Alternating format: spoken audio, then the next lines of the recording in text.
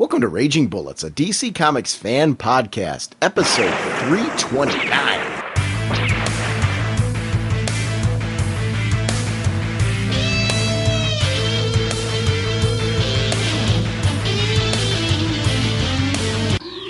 Welcome to Raging Bullets. I'm Sean Whalen, drnorge, and I'm joined as always by my co-host Jim, master of the chalk. So says the sensei of the whatnot, Segulant, and the Duke of you know. How's it going, eh? I was expecting something with chalk. You don't want to be expecting something with chalk. You hear chalk, you run. Well, actually, I'd probably deal with it the same way his little running buddy dealt with it. Oh, you and me both. Mr. Beowulf, sir. This episode, we're going to be talking about sort of Sorcery 0 and 1. We're also going to talk about Talon 0 and 1. And we're having a discussion about Joe Kubert Presents. It's actually a really great episode because these are all titles that we've been enjoying. We also kick off with a listener voicemail where we talk briefly about Heroclix and the TV show Arrow. So it's really a packed content episode. Unless not Batman 14. Oh, geez, yeah. We really got in a lot of content that we got in. And Batman 14 was one I couldn't wait to talk. Like, we didn't need anything else on this episode, but then Batman 14 came out. And how could we not discuss that? We are proud members of the Comics Podcast Network and the League of Comic Book Podcasts. Sponsoring us this episode is DCBService.com and InStockTrades.com. Over at DCBService.com, you can pick up, and I think these are super cool, Volume 3 of the Annotated Sandman hardcover. This is one of those books that's providing like historical insight into issues, and this one collects issues 40 to 55 of the Sandman along with the Sandman Special number 1 and how they met themselves from Vertigo Winter's Edge number 3. These are $49.90 books, 50% off, only $24.99. That really, for those of you that are into, I like knowing the behind the scenes stuff. How did the story get created? You know, what were the directions of it? Different things like that going all the way through. And this volume collects that. So even if you have all of the Sandman material, you're going to want to pick these up because it's like this great commentary. And I have volumes 1 and 2, and I can't recommend the purchase enough. They're gorgeous. Something very, very different and very, very unique that belongs on your shelf. And DCBService.com has that for that great 50% off discount, which is cool, you know, if you've got a great comic pull list that you've got and you're like, well, I want to purchase something like that, but I can't really swing the $50. But, you know, $24.99 now you're chopping 50% off of that. And I think it's really, really great. So I want to thank DCBService.com for continuing to support our show. Over at InStockTrades.com, again, talking about great hardcovers. Absolute Final Crisis has been collected. The cool part about this is not only is it collected in this big oversized edition that gets the Final Crisis 1 through 7, Submit number 1, Superman Beyond 1 and 2, and the Final Crisis sketchbook, but it also has pages from the Final Crisis Director's Cut number 1, Batman 682 to 683, and 7 new story pages by Morrison and Monkey. So it's really, really cool stuff. It has its own pair of 3D glasses. This is a $99 book, 45% off, only $54.99. So if you missed this one, that 45% off is a great way to do that. And you get free shipping because it's an order of over $50 from InStockTrades.com. So I want to thank both of those sites for supporting our show. We really, really appreciate it. Chalk Knot of the Whatnot. What kind of a podcast are we? Raging Bullets is a spoiler podcast. We go in-depth into plot lines, story twists, and whatnot of the comics we're discussing on the show. So, if you haven't read the books, you may want to come back later so you can better enjoy... Chalk!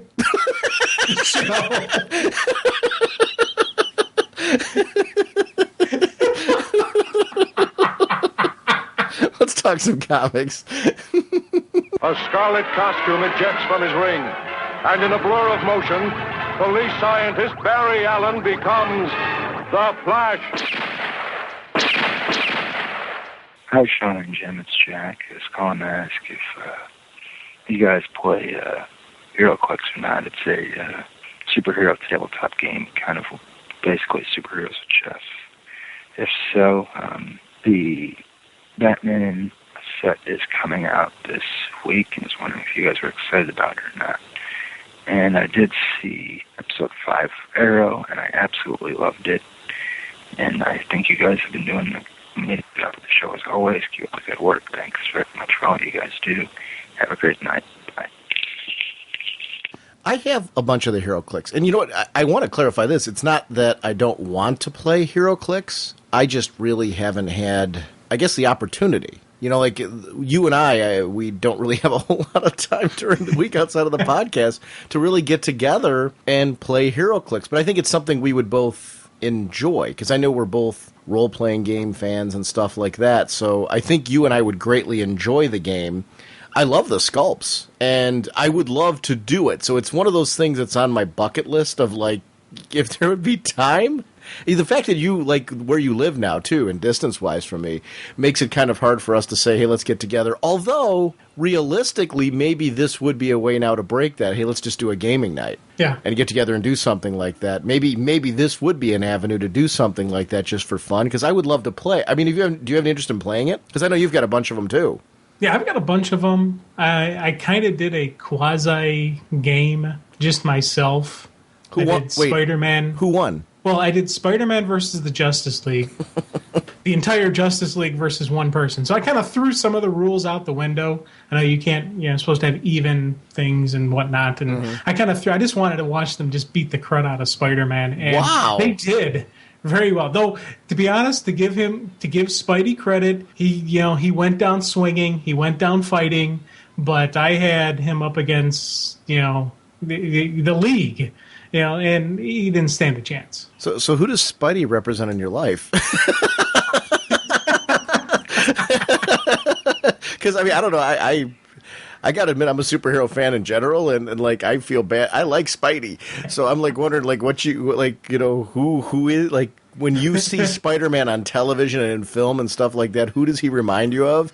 And, like, why does this person need to be pummeled?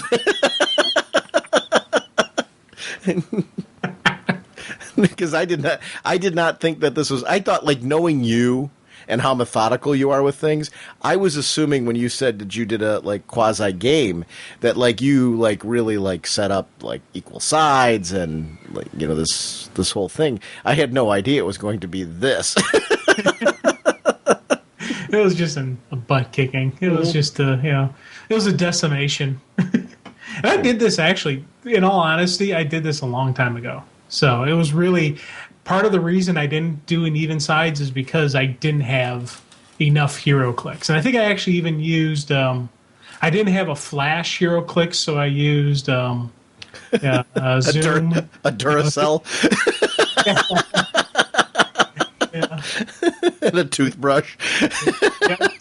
Flash for my flash, and so I didn't even have a full league, but I was still, I was like, hey, it was more of a trying to figure out the rules, and I probably did the rules even wrong. So, well, I definitely did the rules wrong with the even up the sides, but maybe even the attacks maybe weren't even exactly right. So, well, so you used reverse flash as flash, right? What did you like? I mean, did you like the system? Because I haven't done that. I mean, it's because I've played with the dials and stuff like that, but I haven't. For me, it's the motivation is actually sitting down and playing the game. I actually like that you did that. Did you like the system, at least for what you got to experience of it? Yeah. And actually, it seemed pretty good. I think it's one of those where I always said, okay, now that I have more of them, let me actually do a real game. And it just never happens. And part of the thing is time. Part of it is I now have them packed up in boxes that I don't exactly know where all my Heroclix are, because that's in the one part of my house that I haven't unpacked yet. So there's a lot of questions now. But eventually, I'd like to think I'll find them, I'll get them out. I'll actually have two even sides. Maybe I'll do Justice League versus Justice League, because most of my Heroclix are DC Heroclix. I have probably some Marvels, but as a general rule, I don't really have a lot. I have Starro, I have the Anti-Monitor, I have the giant-sized Spectre, all on top of my bookshelf. And then I have that Sinestro that was inside, the armor, his huge figure with him inside the armor. And then I have them on my shelf. I took my bookshelf and I took these metal trays and made, this 3-tier setup so I could put all my Heroclix on there, because I really like the sculpts. You know, at first I was getting them with the intention like it'd be this cool game to play, and it sounds like something that'd be really fun to play because I'm into that kind of thing. It's been a time thing more than anything else. Time and really desire on who to play with. It's honestly, I think it's something my wife enjoys playing games like tabletop games and stuff like that. I think she'd have fun playing it if like we could figure out the rules, and just because, you know, the fact that it's a tabletop game where we could sit down and actually play together and converse. I think she'd get into it. So I would have fun doing that. But I honestly would love to play with you. We have to do that. I know we've talked about it before. I would love to actually play the game and actually play the system and talk about it on the show at some point. If we ever get around to actually... I think years ago we said we were going to do that. We just never got around to it. And to be honest, it's not that complex, you know, of a game to play. Mm-hmm. You know, there's you know, it's kind of like chess where you learn the rules, you play, but it takes a while to actually get the groove of it, to understand it, you know, and actually play it proficiently. I barely know the rules now. I'd actually have to reread stuff and have to go back through, how do I do this? What am I doing again? But I'd love again? to put like my dream team against your dream team. You know, like and do that kind of thing and like, because I know there would be characters that I would pick for emotional reasons that like maybe wouldn't be the best strategic reasons, but like I want that character on my team, you know, if that makes sense. Yeah. So it'd be a lot of fun to try and pick and choose like what characters do you put on your team and why, and then really see how one person's dream team does against the other. We should really do that at some point in time because I would love to talk about it on the show.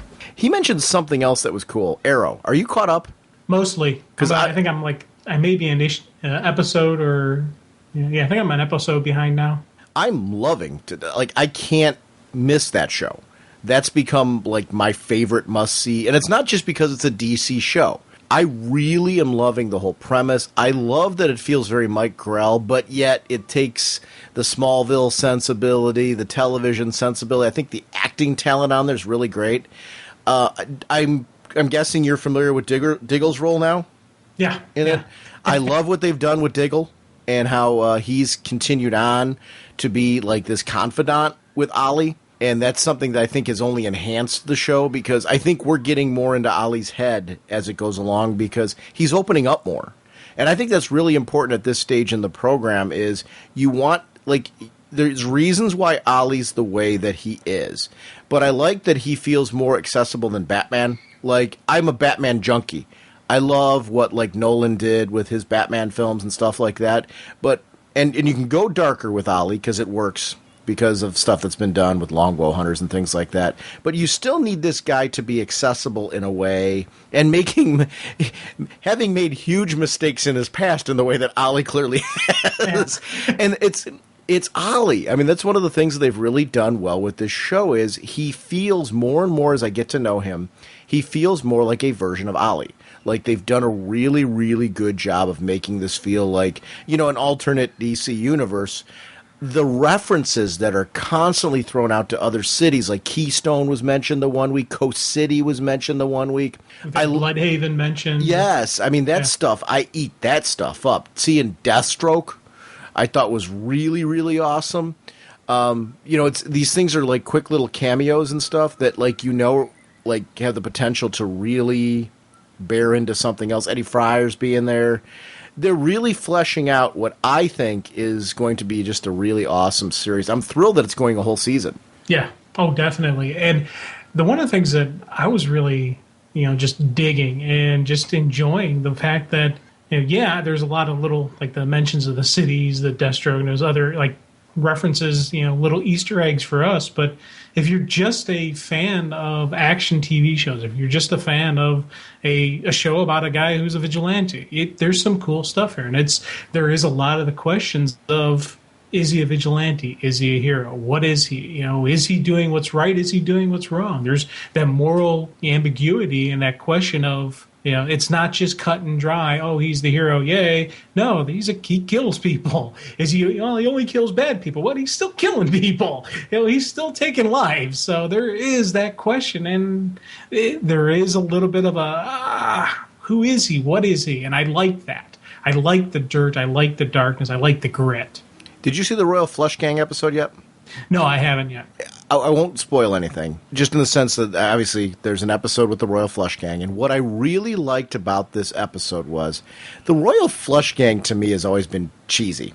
Now, that's not to say that I don't like them. I like, they're a uniquely DC villain, that they're the ones that you expect to get their butts kicked and stuff like that.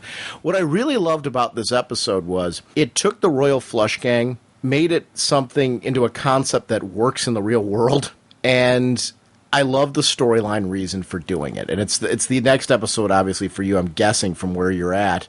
And it was just really well handled. And it was a great, it was a great way to take something that I've always thought before was kind of a light concept, and it made it very serious, and I really enjoyed it. So it's a really cool concept. Deathstroke, I mentioned, was really cool, seeing him make an appearance in the series. Deadshot. Yeah. I thought that was a particularly neat episode, because I loved how what happened with Deadshot tied into Diggle, and just tied into furthering Ollie and his role in the city. And it's something that I think their use of the DC lore and bringing it gradually into this world in ways that make sense without overdoing it. Because you have the potential, too, to overdo the comic book references for the sake of just overdoing comic book references. And they haven't done that. The balance, I think, has been tremendous. Deadshot was used in a way that I thought only enhanced Ollie, only made the character more interesting. And to see him overcome somebody who can shoot like that, how does Ollie deal with that type of guy and make that work? And I thought it was really kind of a cool show. The only issue I had with the Deadshot one was the fact that, spoiler alert, he dies. I don't have a problem with Ollie taking a life, but I have a problem with losing such a cool character, and losing such a neat, DC villain that I would have loved to see the second fight. I would have loved to see, another, run-in between, Deadshot and Green Arrow. I like the whole playoff with Laurel's father. And I'm actually calling her Laurel now instead of Dinah, which is interesting, even though she is Dinah Lance.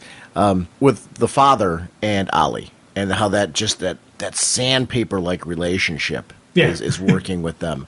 And yet Ollie has a genuine feel of remorse, because he is taking responsibility, and you can tell that's why he's distant. He knows that he did wrong, and he knows he screwed up big time when it comes to Laurel, and he can't ever, in his mind, he can't ever make that right because he needs to protect her. It's one of those things where he needs her to keep a certain arm's length distance from him so she doesn't get hurt, she doesn't get pulled into this dark world, this need to correct things that he's gone through. I'm liking that we're seeing more and more of what happened to him on the island as the series progresses. I also like that they didn't take an episode and fill us in on every little piece yet. Yeah. Because I think finding out bits and pieces along the way is adding more to my love of the character, and I think the mystery has kept me along for the ride too. But finding out that there's reasons why this guy would be scarred. I'm not talking about physically. I'm talking about, internally from what happened on the island as well, and how that would change him, and that he's not that playboy kid that we saw earlier on in it. There's something about that is really great, because I think we've all made mistakes in our lives and things, and you would hope that you have an opportunity in life to make up for them. But he takes it to a whole new level, and it makes you think to yourself, if this guy can overcome all that, maybe life's not so bad. You know what I mean? And I like that. That's, to me, is a uniquely superhero thing. With those shows where you see these people overcome things that nobody should be able to survive. And I'm very curious as to what the motivations were on that island, what was going on there, why that mercenary group, if it's a mercenary group, was there, what Ollie stumbled on, and did he bring them down when he was there? There's a part of me that thinks he almost had to have, because how did he survive otherwise? But is it that simple? I don't know. Well, he must have put a hurt on him. Because if you think back to the first episode, we see, the Deathstroke mask right there. So you're not getting the mask from the man unless you actually put him down or you make him hurt. So there's the eye. I'm guessing he took the eye. Yeah, I'm thinking that as well. Which leaves me to believe we're going to get another episode with him in there. We're going to get some post, I lost the eye episode. We're going to get, a little bit looking for payback. So I'm kind of excited, looking forward to that. I like that the show has so much history to it. There's a 5-year history that's gradually being fleshed out for us. Mm-hmm. But there's also a history prior to that of his family. What were they doing? What were they involved in? We don't know all of that yet. We know that Ollie's making up for the deeds that they've done, but Ollie doesn't fully know, right? No, not yet. I think it's more of his dad was involved with this organization, and who knows how deep the dad was involved. Was it just he didn't fight the organization, or was he actually an active member of it and got guilty for it? Or I kind of like the little bit of the mystery behind it. And same thing with the mom. Yeah, she knows about it. She's a good little soldier, but what level is she in it? How cool is it to see John Barrowman, who was Captain Jack Harkness on Torchwood and Doctor Who, on Arrow? I really love seeing that guy, as part of that organization you're talking about. Just 'cause I think he's a great actor. I love. There's something about he's that geek culture actor, and it's great to see him coming over to the States in this programming, because I really loved the whole Torchwood series, and I'm hoping there's more of that. But it's great to see him on Arrow. Yeah, he does a great villain. He does I like the friendly creepiness, you look at him, you think, oh, he's probably the good guy. Just by the way he, just the cut of his, his suit there, you think, oh, he's probably a nice guy. In reality, he's just this evil dude. And I like those type of villains. Yeah, I do too. I like the ones where it's just, there's a certain, you get why this person has this infectious personality, where you could see people getting involved in business dealings with him because he's incredible, very charming. So you could see how you would be pulled into his world, big money. You're now hanging with these type of people, and then all of a sudden you start to realize just how far you sank, and can you claw your way out of all that? And I like that concept too. The mom. Do you find yourself wondering, how bad the mom really is? I have a question mark on her. Because watching the first episode, I was convinced the mom was bad, really bad news. Now I don't know if it's that simple. And do you feel that way, or are you at that point yet? Or what are your view on mom? Yeah, my opinion has completely changed. 100% changed on mom. That first episode, I'm like, okay, we got full-on evil mom here. I was like, oh, that's kind of neat. The hero's got an evil mom. He's going to have to deal with that. I'm like, oh, it should be interesting. Now I'm like, this is a lady who was stuck in the middle of this stuff. She's trying to, it's one of those, I've got to, protect my family, protect my loved ones, try to minimize damage, try to, take care of mine, and I've got to look the other way. And it's one of those, she's doing bad things, but she's doing the bad things for reasons of protecting family. I could see the bad guys coming up to her saying, "Hey, you know what? You just lost a husband. You just lost a son. Do you really want to lose a daughter?" I could see that type of influence, driving her and forcing her hand. And she's doing the bad stuff, and she's allowing it to happen, but it's not like she's boo-ah, ha ha ha. Yeah, well, I'm curious to see her fight back, as this goes on, because I think there's that side of her too. So I think one of the things that's working on this series for me is I don't think anybody is one-dimensional. These are characters that really have been fleshed out, and they've come into life, and nothing is what it sees. I was dead wrong on the husband. I love seeing that the husband didn't know. Yeah, because that was a great twist. Because clearly, from our first discussion, I didn't see that coming. And when he discovers the Queen's Gambit and gets involved in all that, to me, I'm like, wow. And that was a shock and a half for me. Did you see that part coming? The mom actually had the boat recovered? Yeah, I did not see that coming. But I'll be honest with you, I saw the security guy dying. when he started looking into it, when he started going through, I'm just like, oh no. And then he pulls in the one female, the tech lady. I'm like, oh no, don't get her involved. She's cool, because I knew one of the people he was going to pull in was going to die. I didn't think he was going to, but the best way to send the message is to kill off the minions. And with this guy, once he said sending the security guy to move it there, I'm like, okay, there's our red shirt. That's the guy who's gone. Do you think? See, I'm wondering if he might not lead to the redemption of Mom. Like, because, I guess the question is, do you think he's basically a good guy? I think he's a good guy. I think he's one of those that he doesn't know he never knew what was going on. He was just a legitimate business person running the company. He had the woman, that he was in love with. So he was looking, life was good to him. And all of a sudden, life just fell flat on its face. And you can kind of see the pain and despair in his eyes as he's realizing this woman that I love, who I thought loved me, has completely betrayed me. And I kind of felt bad for the guy. And you're just like, oh, dude, man, hopefully it'll work out for you. And things aren't looking good for him. But I'm hoping, he can turn some stuff around. She can turn some stuff around. Maybe Arrow can help turn stuff around for the Queen family. I don't know yet. I love Speedy. I think Speedy's an absolutely terrific character because she's another one as the series has gone on.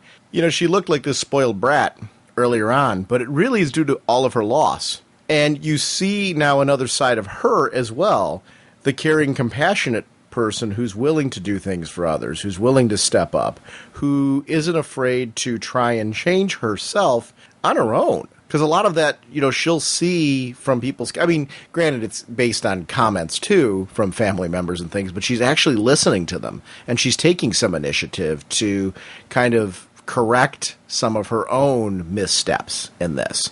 So she's somebody that I'm finding that I'm growing attached to as well. I think what I like about these characters is they're flawed, but they're not over-flawed. They're making mistakes that I can genuinely see human people making. And I like their good sides as well as seeing their bad. Like, they're relatable. They feel like real people. And that's one of the fun things about a superhero world. I want to feel like I'm being brought into a real world with real possibilities. And I love his tech. Like, when he's out on these missions and you see him using this tech, everything's believable. Like, you really believe somebody could train and do these things. Yeah, they do. Some of it gets a little over the top and stuff with the stunts and stuff, but you want that as well, that sense of disbelief. But it doesn't go too far. Everything remains relatively believable. And that's something I've really enjoyed about the series. I feel like, it's a gritty, street-level, good version of Green Arrow that I'm hoping really brings people to... even if it's not to Green Arrow comics, to try out comics. Because I think the more of these shows, the more of these movies, more cartoons that are out there, just making people aware of the content. Maybe somebody will try a graphic novel, something. Even if they're only a casual fan, they don't necessarily become a monthly reader. I think it's just good for the industry just to get these properties out there. And so, I'm hoping something like this winds up being another, because Smallville just has a loyal legion of fans, and I'm hoping some of the people that are reading the digital Smallville comic and the digital Arrow comic that's out now are people who maybe don't normally read comics and are just giving it a shot because maybe they're liking the programming.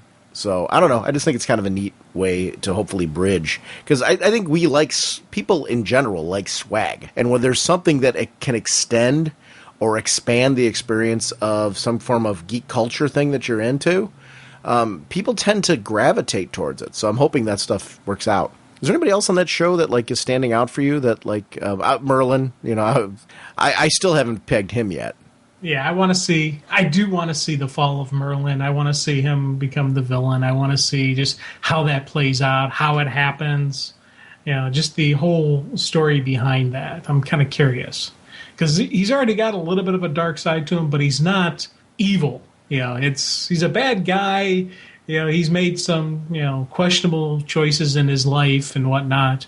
But I don't still list him as evil. And I always kind of think of Merlin, in the comic as being an evil character. So I'm curious to see where that goes, when that happens. And I want to see Speedy learn the truth. I'm thinking she's going to be the next member of the family to learn about. And I want to see him take her under, do the whole where she wants to continue on. She wants to follow in the footsteps. And he's like, no. And eventually he's like, okay, if I don't do something here, she's just going to go out there and get herself killed.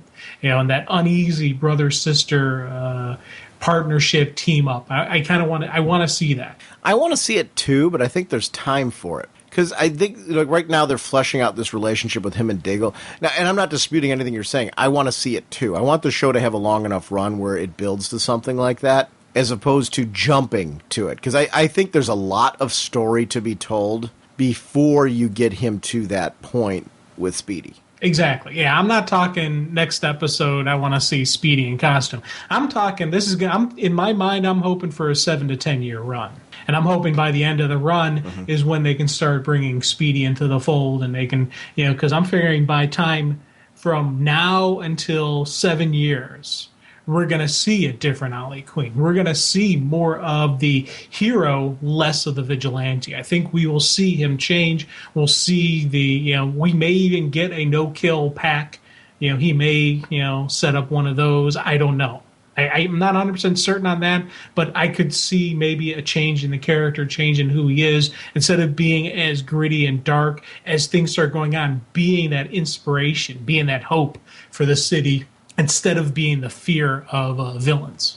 I think Diggle's going to help with that on a big level. Yeah. Because I think Diggle's going to have a hard line of, I'm here to help you, but there's certain rules, and there's certain things we got to develop. And I think he's going to help Ollie develop a different kind of code. And we're already seeing glimpses of that, but I want to see more. And I want to see more gradually. To me, I don't want to see Ollie change in one episode. I want to see that, like you. I want to see that evolution of the character over time. I like that the sister's already onto him, but she doesn't know what she's on to. She's like, things aren't adding up. The math isn't working. Even for Laurel, to a certain extent, the math isn't working. There's little seeds there, and he acknowledges that he didn't expect that. Yeah. As widespread as it is. And I like that, because that to me feels like if you were really a superhero and you were really keeping this kind of secret, it would be something where trying to keep all these people from not noticing strange behavior, strange disappearances, coincidences that are constantly happening. That's something I always liked in the Superman mythos, when people would start noticing, hey, how come Clark's never here when? Yeah. And I mean, those are things that it would logically happen. I think the series is very well written, Arrow, because it plays off of things like that naturally, and it works really, really well in the series. Through the magic alchemy of nature's most awesome sources of energy, Ray Palmer, atomic physicist, becomes the atom.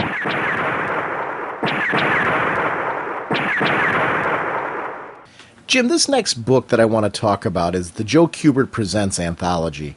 And I'll be honest with you, I was really excited to talk about this just because it was Joe Kubert, and I ordered it with the intent, it's Joe Kubert, and Joe Kubert doing Hawkman. So for me, that was immediately something that I was drawn to.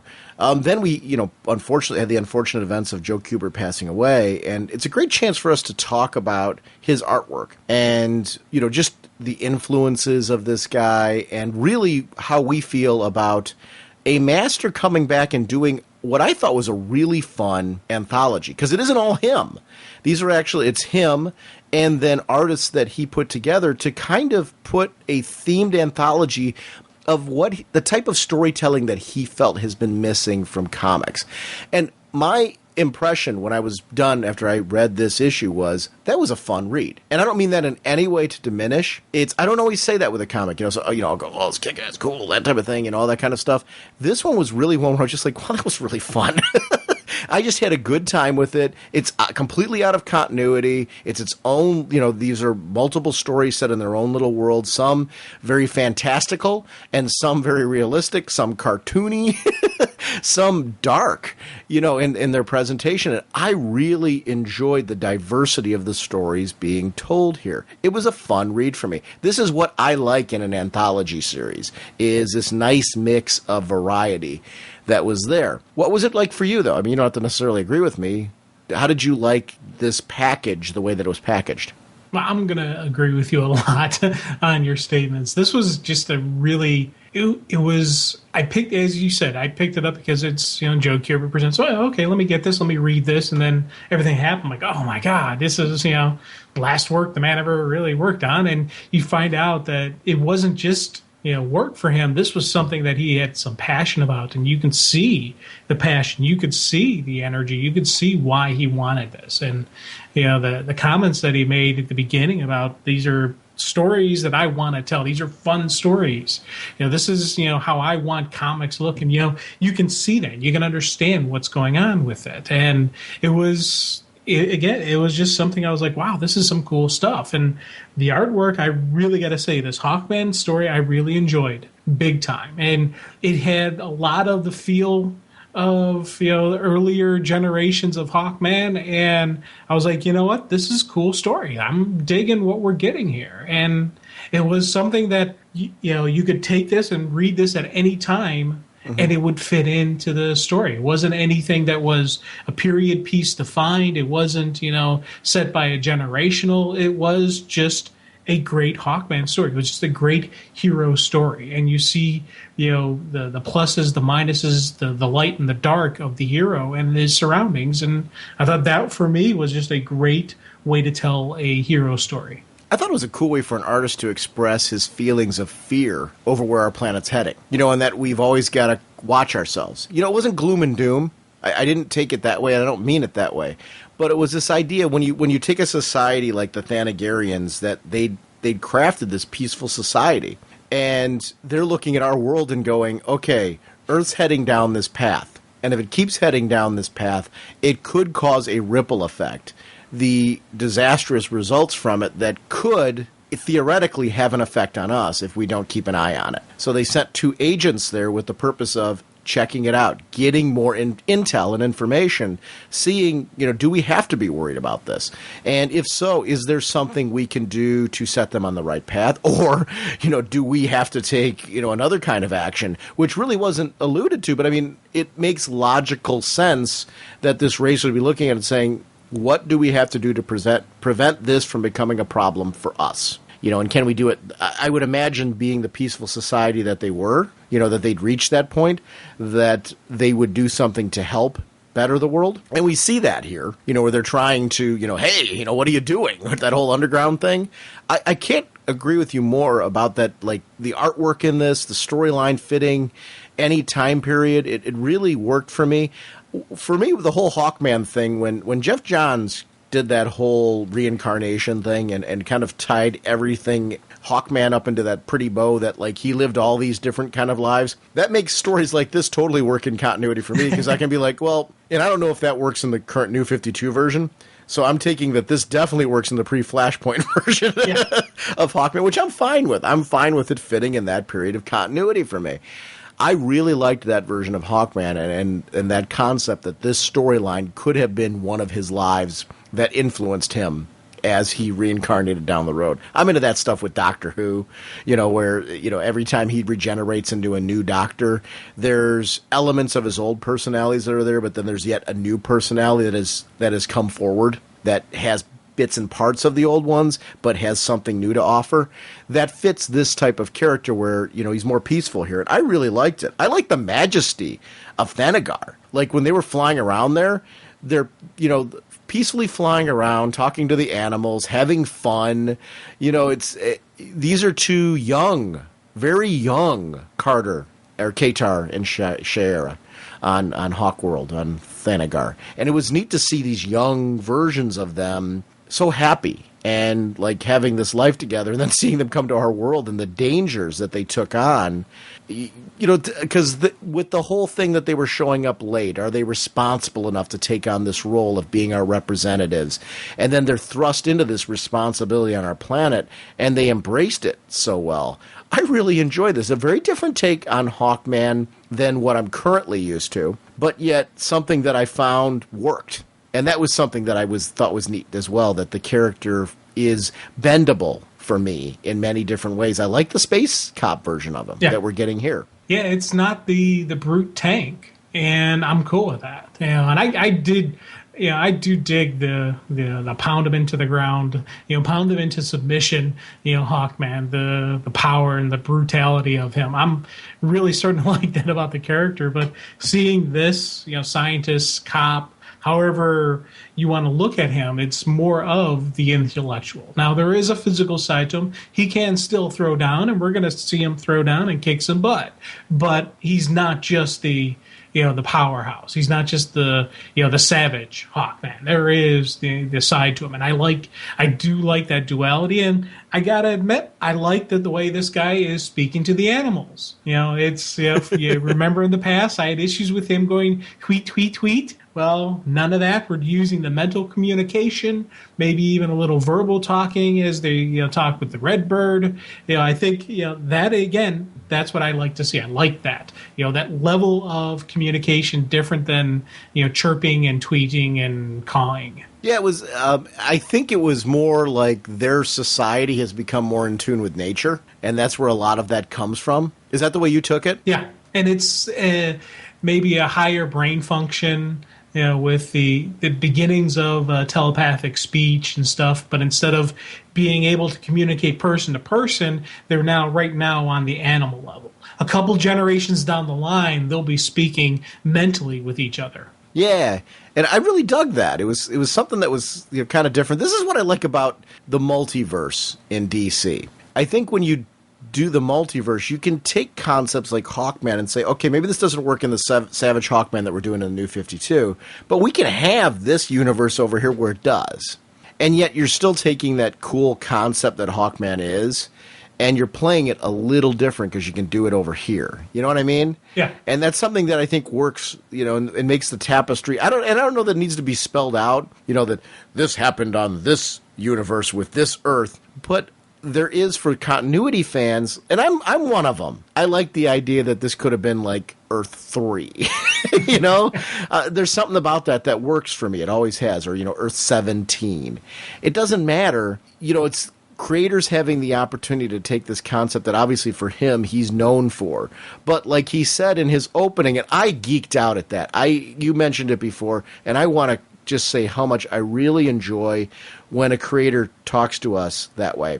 They rarely get an opportunity to do it because usually, I don't know that you necessarily want it. You can overdo it too, I'm guessing.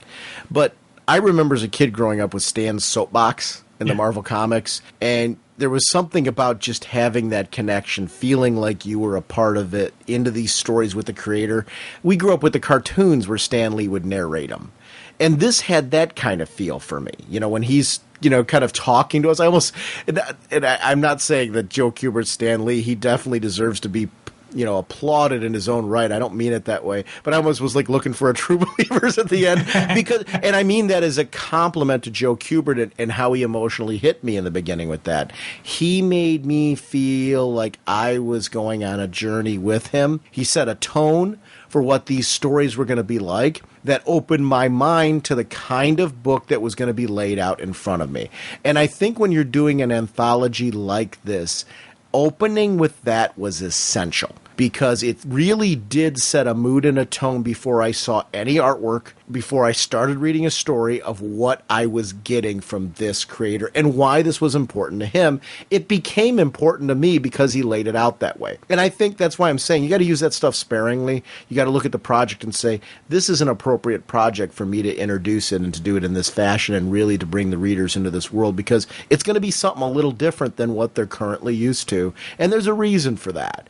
And here's what I'm trying to accomplish here, and hopefully you'll see it in these pages. And I did. And I'm really glad that he let me know what he was doing because I think I enjoyed the ride that much more because he set a tone at the beginning. I don't know if that, I'm guessing from your comments you felt the same way. Oh, big time. Yeah. I'm as you're talking, I'm just nodding my head going, yes, yes, yes. Yeah. This was definitely you throw out the word fun, and I'm always hesitant to say it because I don't want people thinking I'm thinking any less of it. Oh, I'm taking back fun. This was a very powerful story.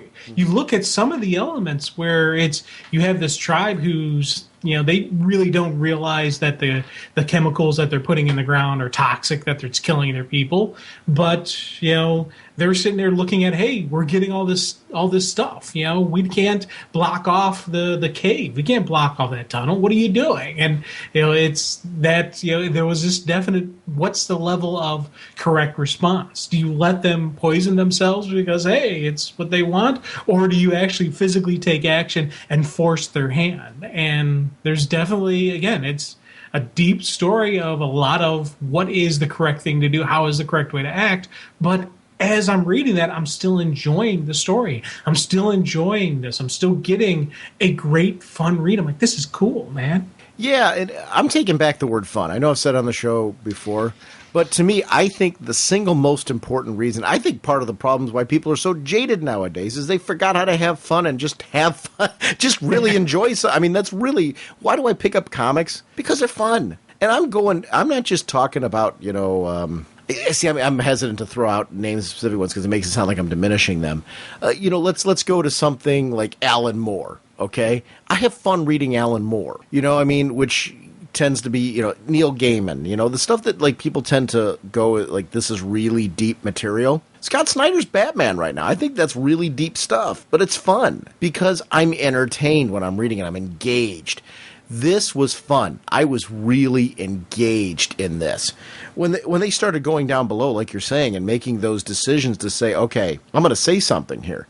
They went down there and they said something to try and help this tribe, knowing that there was dissent between two different leadership roles there over whether or not they should even be trusted. So speaking up when this was something that was a heavy influence on their economy, they knew was something that could potentially put them in tremendous danger.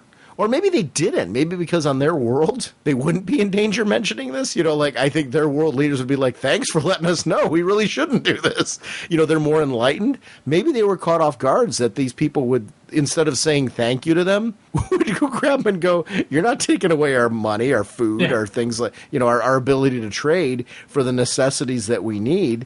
They've become so reliant on the poisons that they have to react that way. Maybe too scared to try, like the kind of change that Hawkman and Hawkwoman are presenting here to them really wrecks their entire economy and everything that they're about. Could they survive it? Sure. Is it definite that they would? No. An economic collapse like that, if they did let it drop, could be potentially devastating to their people. They could go hungry. So I see both sides of it, and that's where this story really got deep for me. Like, do I understand the protagonists in this story? And I'm like, yeah, I do. I get what's going on here. And that's what I really loved about this one, is you had to think about both sides. And I thought it was a rich story. Yeah, and the one thing that I thought about was what happens after this? Because in the tribe's mind, they're like, hey, we got to empty this, we got to open up this cave. We got to pull back this debris and this rubble.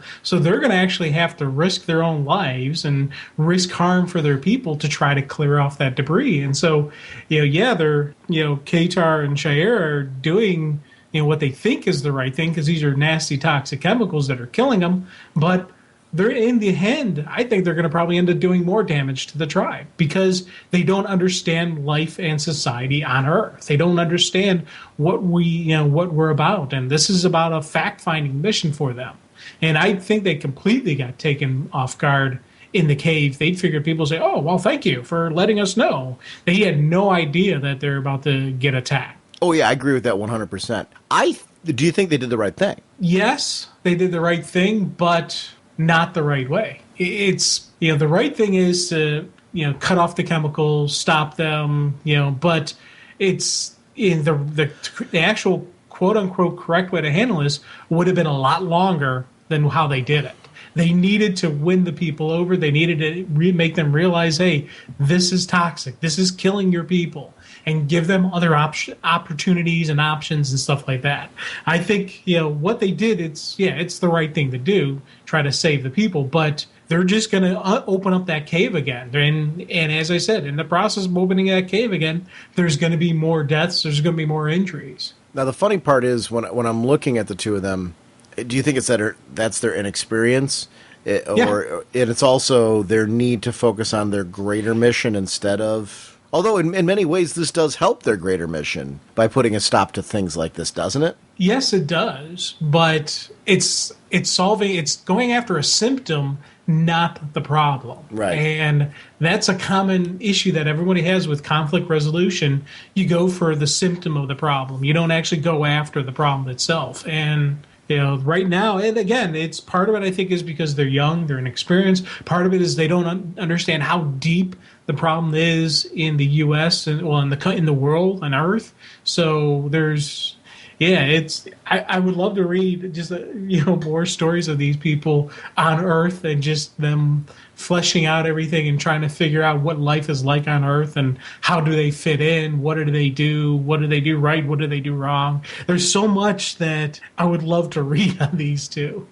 Yeah, and that's really, when you're talking about it, because I agree with you, it's different than the Hawkman that I usually like, except I will put a disclaimer on that. One of the things that I like about a Hawkman is I think when you make him a one-trick pony, you miss what's cool about Hawkman. He needs to be that brute that bashes things with a mace. I'm into the whole tank thing. I get that. I dig it. But if you throw out the other side, the archaeologist, the intelligent man who's in there who can solve these mysteries and, can take a look at history and do things like that, you lose, I think, a quintessential piece of the character.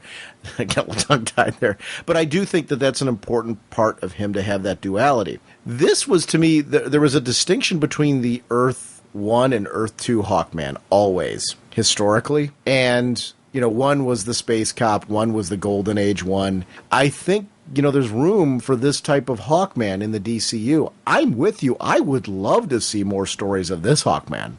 I love this guy. Different than our current one, not taking anything away from our current one. At the end of this, I'm like, wait, no, there's got to be more. There's got to be more. And from the way the anthology wraps up, I don't know if we're going to get more, because it sounds like Joe Kubert was moving on to something else with the second issue. Yeah. And I'm fine with that, because I thought it was a really great contained story, and I think a good story should leave you wanting more. So it did its mission. I'm hoping that there was, and I don't know if this was finished beforehand, like all 6 issues. I don't know how much we're going to get. I hope we get the whole thing. I don't know if it was all finished, just because I'm enjoying it so much. If this was the only issue that was done, I'm just throwing out a hypothetical. Very satisfied with this issue. I mean, it was great. I'm hoping there's more, because this master really, what a way to end in connecting with fans in this way. I just thought this was really special. Can we talk a little bit about this Angel and the Ape? Because this book, the whole thing was a complete surprise for me. Go ahead. You were going to say something. I was going to say, man, normally a lot of times a goofy comic, the fun, just the slapsticky, I'm not a huge fan of it. It's got to be just the right level. There's got to be just that right little hook to it, that right little, behind it. And I got to say, this Angel and Ape was absolutely wonderful. This was another one of those. This had the right blend of what I want out of my goofiness, and it was a perfect follow-up to Hawkman, and then a great lead into Spit. This was it was just that light, goofiness. There was a lot of tongue-in-cheek humor. There was a lot of just kind of wink and a nod to you, and I was like, this is kind of neat. This is like, dang. I'm like, again, another story. By the time I finished reading it, going, I want more Angel Ape. Come on. I was with you on this. It had a little bit of the classic pulpy stuff, while at the same time having... Did you ever read, like, Cracked magazine and Mad when you were a kid? Yeah. It had a little bit of elements of that kind of humor in there, too. It skirted an interesting line, and it was Brian Bunyak, and I apologize for any name butchery there, who did this piece. I had such a good time with this, because I didn't expect this anywhere in this anthology. I didn't know that we were getting something like this. When the ape came crashing through the wall, and we got this story of, first they're introduced as bringing down this pro wrestling. They're actually getting revenge pulled on them for pulling behind the curtain to pro wrestling that some of it's scripted. Which I thought was really, because you and I are big pro wrestling fans, I thought this was very funny, because as we hit that point in our life where we realized, wait a minute, the endings, they know. I love how that all played out. But this guy coming to them and saying, I'm being targeted. I set myself up to be killed, realizing that he put a hit on himself, and now it turns out he doesn't want that hit because he got lucky and won the lottery. So now he's got his girl back. His restaurant's doing well. All this other stuff. This girl who, like, he can't trust her for a single second because, yeah, he got her back. But while they're at the restaurant, she's now messing around with one of the waiters. Right? It was a waiter, right? I think. Yeah, and and it was funny because one of the things that cracked me up was, talking about how she dumps him and now she takes him back. She's like, yeah, multi-millionaire is better than a successful restaurant person, so of course she's going to follow the money. And it just a little tug in cheek, the little humor, and especially even with Angel was laughing about it. You see just the little coldness between the two women. I'm just like, this was some fun stuff. And at the very beginning, when he's sitting there all gloom and doom, you got Rorschach holding the sign, "The end is nigh." That one cracked me up. And that was something I didn't catch the first time through. That was a second read-through. I'm like, holy crap, that's Rorschach right there. That's cool. Was that Joe Kubert driving the taxi? That's what I took it as. Okay, because I like that too. I got into that being the possibility of what was going on there. You're right. It was a nice little wink and a nod to things. It almost looked like that. The one bird in the tree almost looks like Sonny the Cocoa Puffs. Like, it wasn't supposed to be because the coloring's off, but I really loved the cartoon influence of the artist and what he was doing on this one, because it was something fresh. This was different.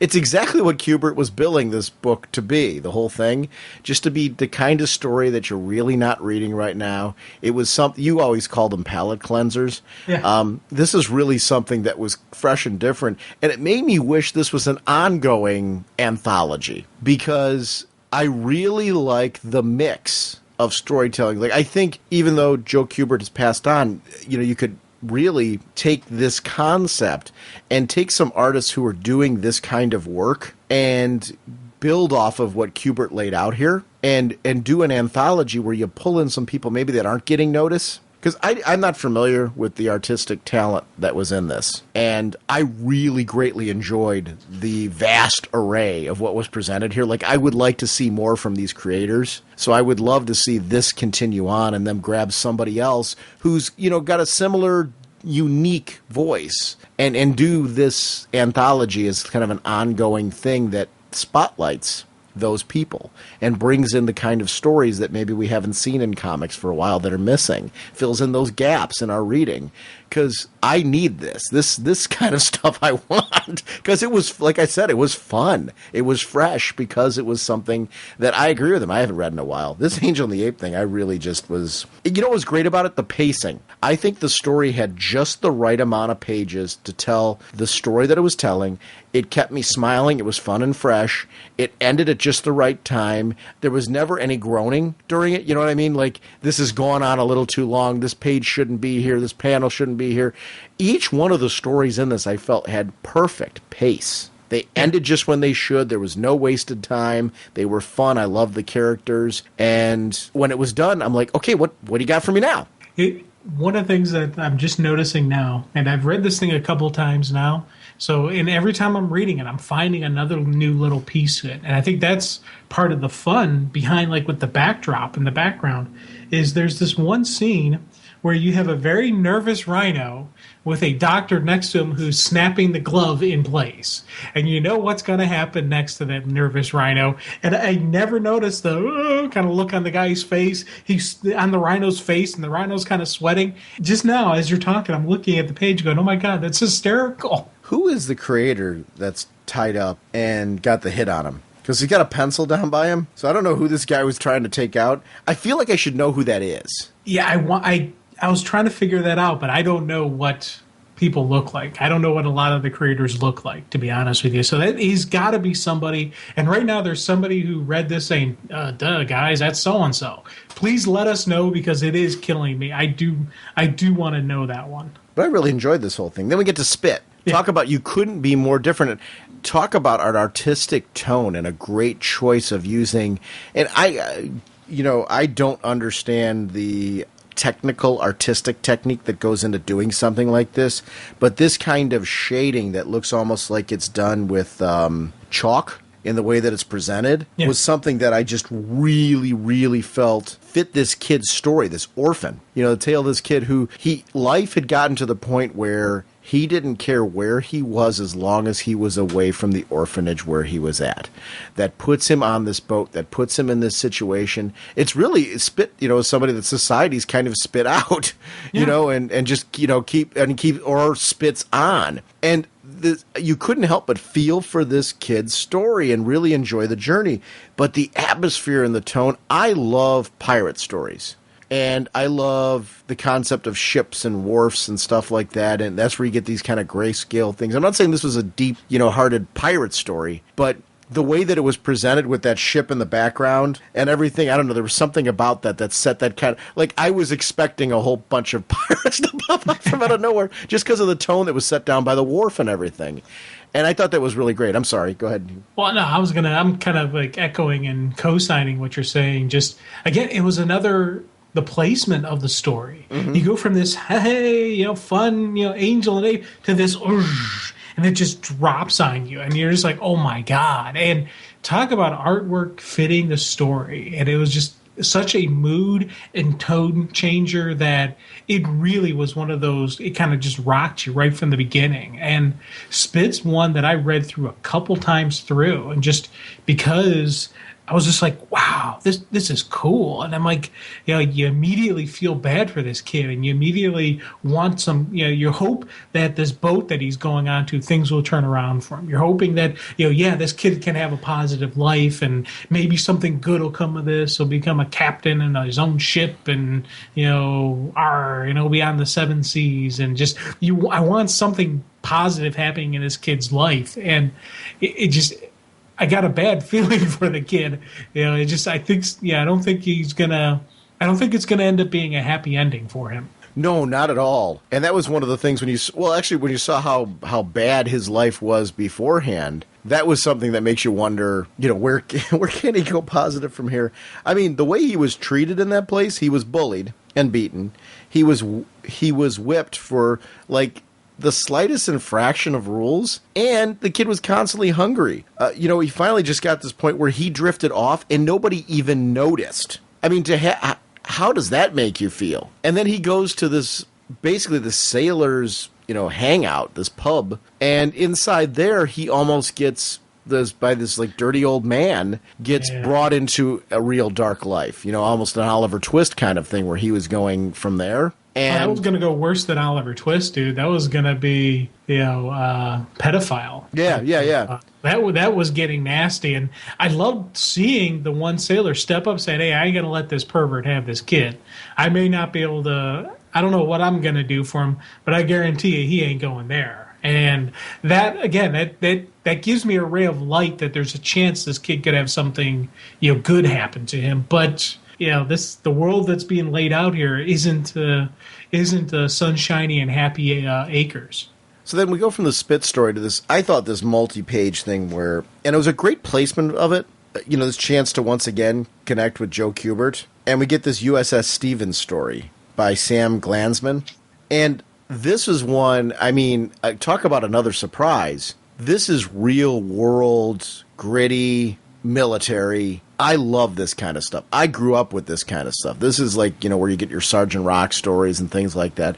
I'm not a military guy. I didn't grow up with a military background, but I like these stories because it makes me appreciate the risks, the real risks that soldiers take every day. And it's funny how sometimes a comic book story can set aside an emotion where, you know, maybe I took for granted people in the military before, and I'm talking about the risks because I'm not there with them. I don't see what they face on a daily basis. Seeing a mentor that took them under their wing and maybe gave them some advice die, and then having to take over that person's spot. You know, and whether this guy lived or not, he's still in that position where this was somebody a few days before he was looking up to and learning from. Now he is that person. He's thrust into the responsibility of having that role.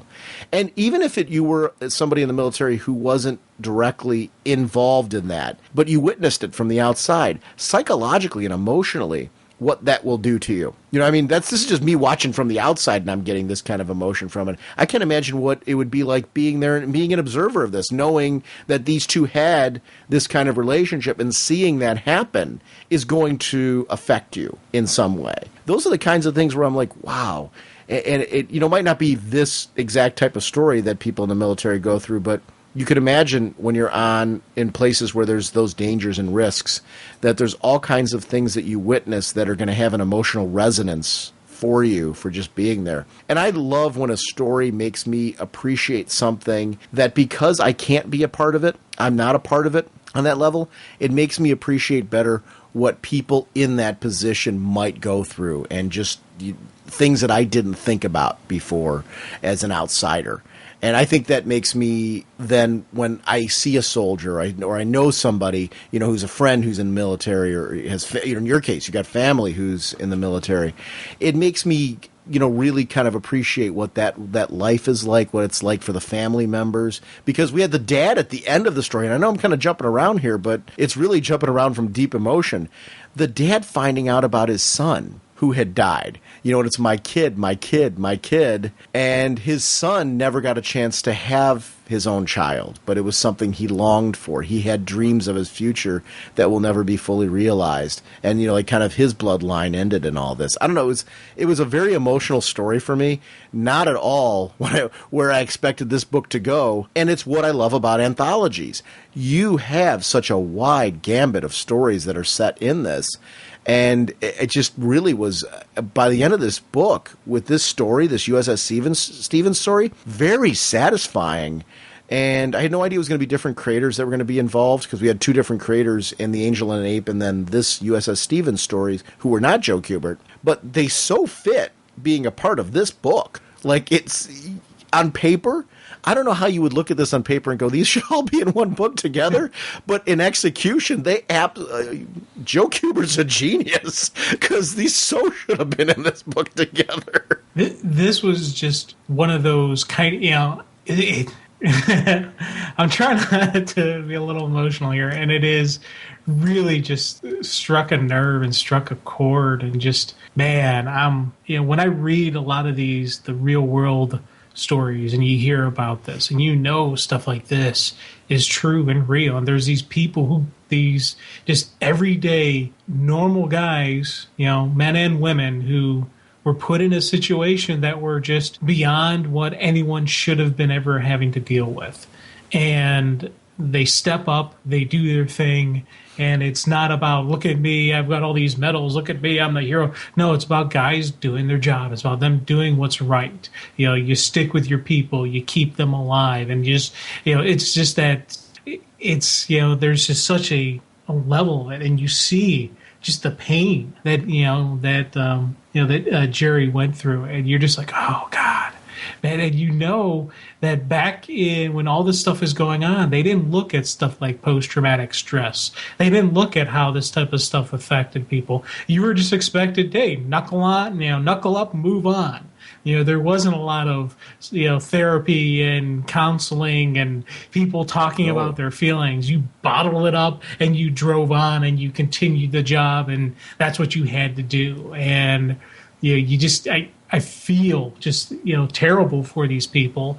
And, you know, just you look at the body counts, you look at how many lives lost on these different ships, and it's just like, oh man. And to end the story with that father just saying, my son, yeah. It tears me up. It literally, and it's one of those things where I was so glad I was glad that the way this happened, the way this played out, I had a lot of laughing, a lot of fun moments, and I had, you know, Spit come along. Then you had this, and I was like, oh God, this book has just been such an emotional gambit for me that I was like, wow, this is one, you know, this is what, because I was reading, I'm like, this is what Sean talks about when he talks about these anthologies and how he wants to see more of this. This is the kind of stuff I would love to see. This is the kind of stuff I would rage about, just because, you know, it is so different than what I'm getting now. And I love what I'm getting now. I love my comics, but this is at another level of just, whoa. Well, this is why I love comics, though. I think it's, you want creators constantly pushing the medium. And this is one where, like, on paper, if somebody had said to me, would you put this story, this story, this story, and this story into one book together, I would have said, what, are you crazy? And it's so worked. And that's where you get an artistic vision. Somebody who just sees it in a way that you don't, puts it out in this fashion, and you get something this satisfying. I love that by the end of this one, I'm reading this story, that the message I walked away from in this story for me personally was the need for empathy to things that you don't understand. Like that you're not a part of, because, I think I've gotten much better as I've gotten older. I'd like to think I've gotten much better as I've gotten older, of not making generalizations and pretending that I'm some expert on something that I clearly have never been involved in my life. And the military would be a great example of that.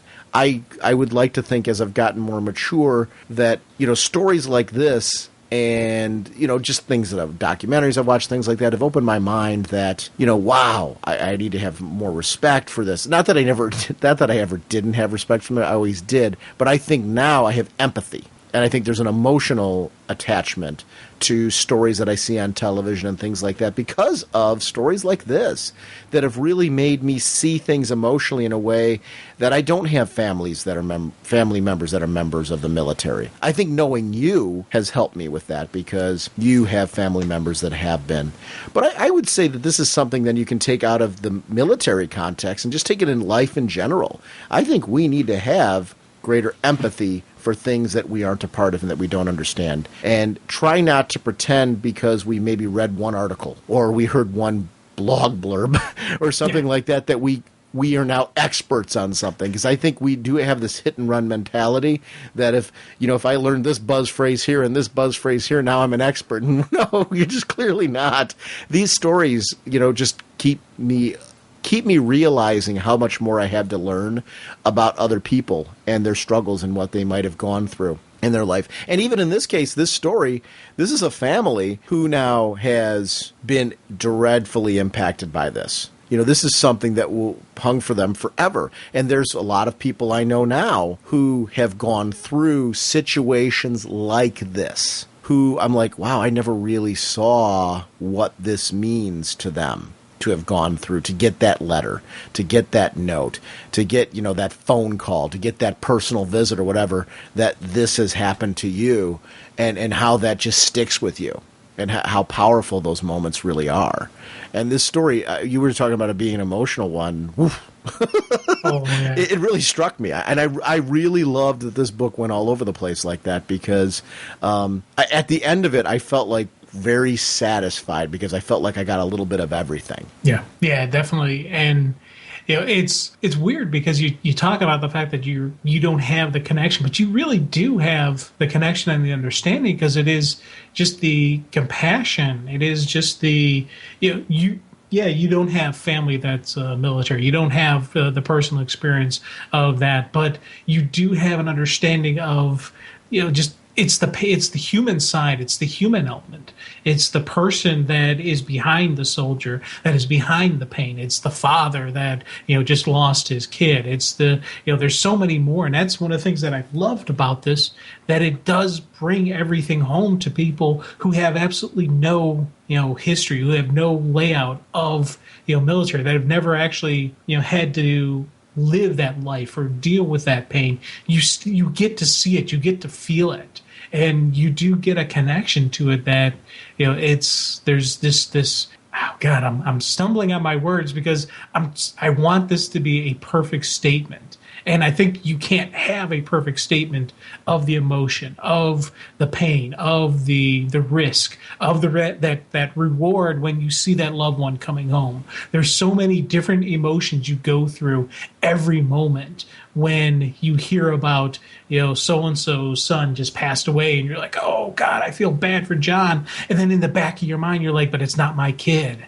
And then you immediately, you feel guilty that you're thinking, hey, my kid's still alive. And, there's just that conflict of emotion going on. And then, this guy he just lost his son, and there's so many things that he's going to be running through his head that he's going to feel guilty about, but he's not going to feel guilty. He's going to hate the fact that his son's son's gone. Hate the fact that the kid went to war. But then, you got that whole level of when his son was going off the battle, he's like, yeah, there's that, that pride of him stepping up and fighting for his country. But then you're like, oh, if he only had stayed back home, if he had only done this, and you get that combination of pain, hate, love, rage, everything all in one moment. And it's so hard to, express that, even in movies and television shows. And that was something that I really got through this issue. And I got through that final story. And that was just, for me, was one of the reasons I was so geeking out and I'm just so wow about this, because I went through that whole roller coaster ride of energy. When Joe Kubert passed away, we got a lot of tweets from people saying, were you going to do something about Joe Kubert? And I really wrestled with, what should we do? Should we, grab a classic piece of his work and read that and do it? And I knew this piece was coming up, and I felt like, let's do this and see if it genuinely kind of evokes an emotion on its own. And it did. Obviously, we didn't know, you and I didn't have a discussion about how we felt about this. We just kind of came sight unseen to this. But I think it's a testament to Joe Kubert. And I think it kind of sets the tone for what kind of a creator he was and what he accomplished. And I don't think he'll ever, and I don't think any creator who touches people the way that a lot of these comic creators do and artists, will ever realize the full impact of what they've done. In his case, it's not just about the fantastic artwork that he did, the fantastic storytelling that he did. That stands on its own, and you could, make an argument saying that in and of itself is just plenty. But, through the Kubert School and through, all the artists that were trained there, and then take on that, all of the fans he touched, all of the, fans who then became artists and storytellers that he touched, you set a ripple effect of the kind of story. Like, how many people will read this and, maybe be influenced to finally write that story that's just a little bit different? That's kind of touching on these areas that are presented here that maybe aren't as present today in the current comics. And I like that kind of stuff where you got a creator who just says, hey, this is something that's important to me. This is the kind of storytelling I want to read. So I want to put that out there and get that into people's hands, because I think that there's a core audience of people that would really enjoy that, and I want to connect with them. I want to speak to them, because he even alludes to that. They're like, hey, this is about me speaking to the fan base. And I really, through this, it's funny how my respect level was always there for him, but I felt like a connection with him through this, and it wasn't because he passed away. It was because of the way he presented this, with those dialogue pieces mixed in with these great stories. And I think that's a testament to the man.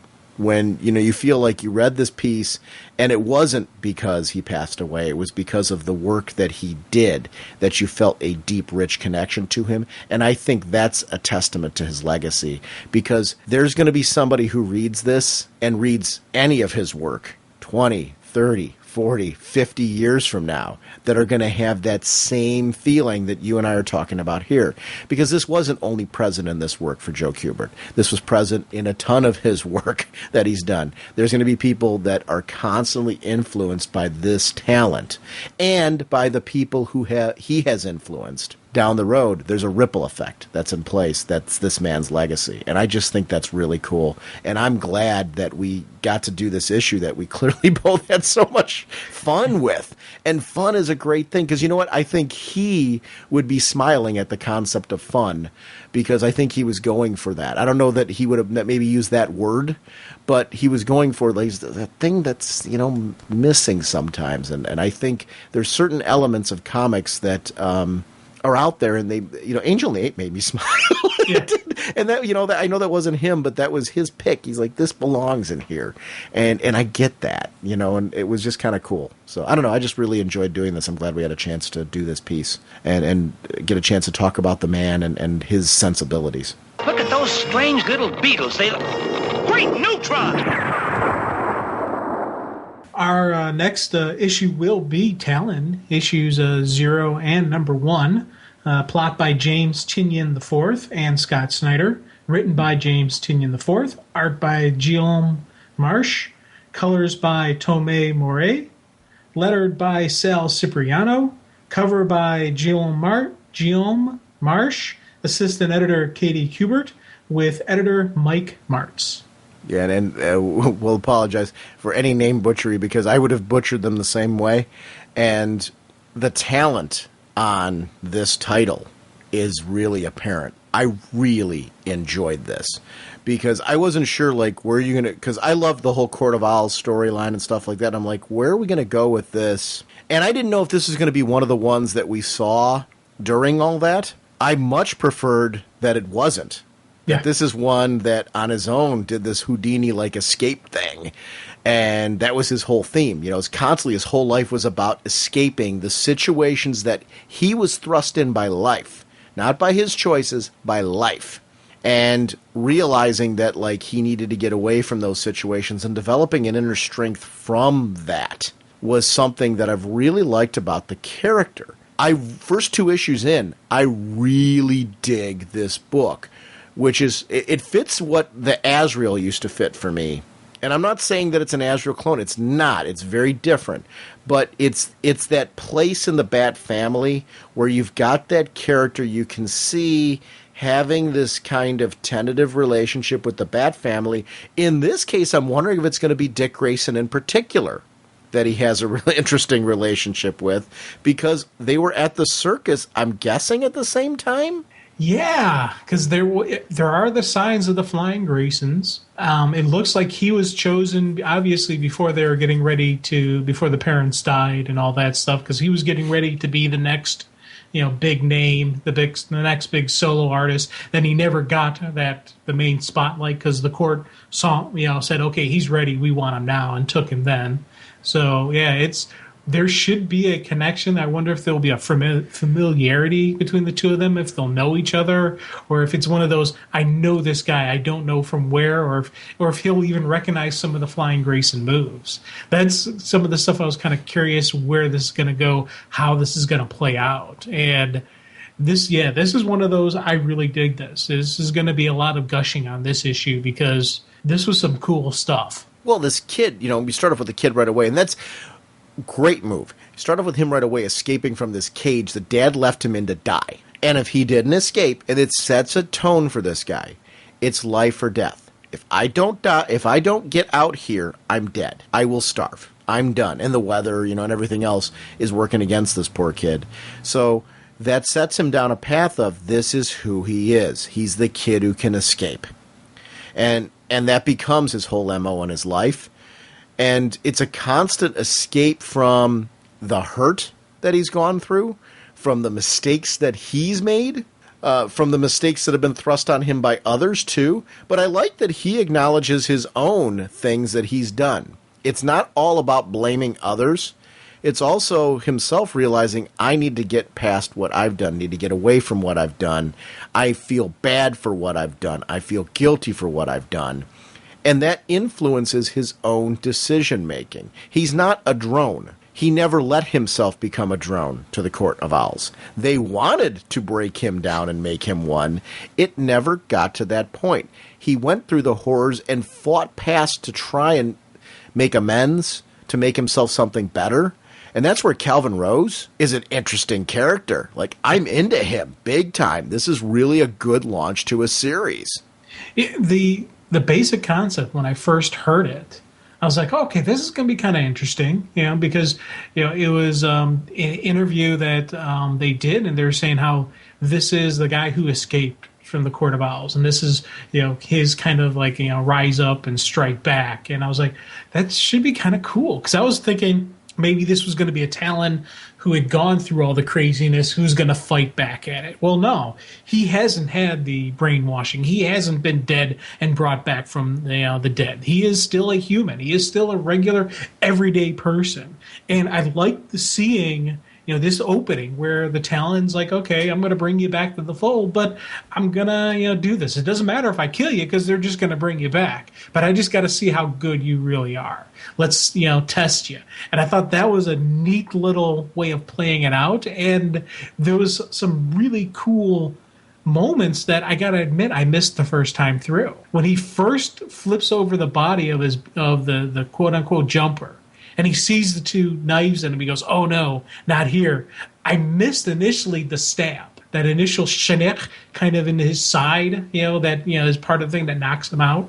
It was just, I was like, oh, cool, this little subtle art play right there in the bottom of the corner. And I was like, there's stuff like that throughout this that second and third read-throughs that I've really enjoyed. So I liked the story. I thought this was a great story, but also there was the visual pieces that accompanied it, the little subtle sleight of hand stuff that you need in an escape artist. And Calvin doesn't have the superpowers of the Talons.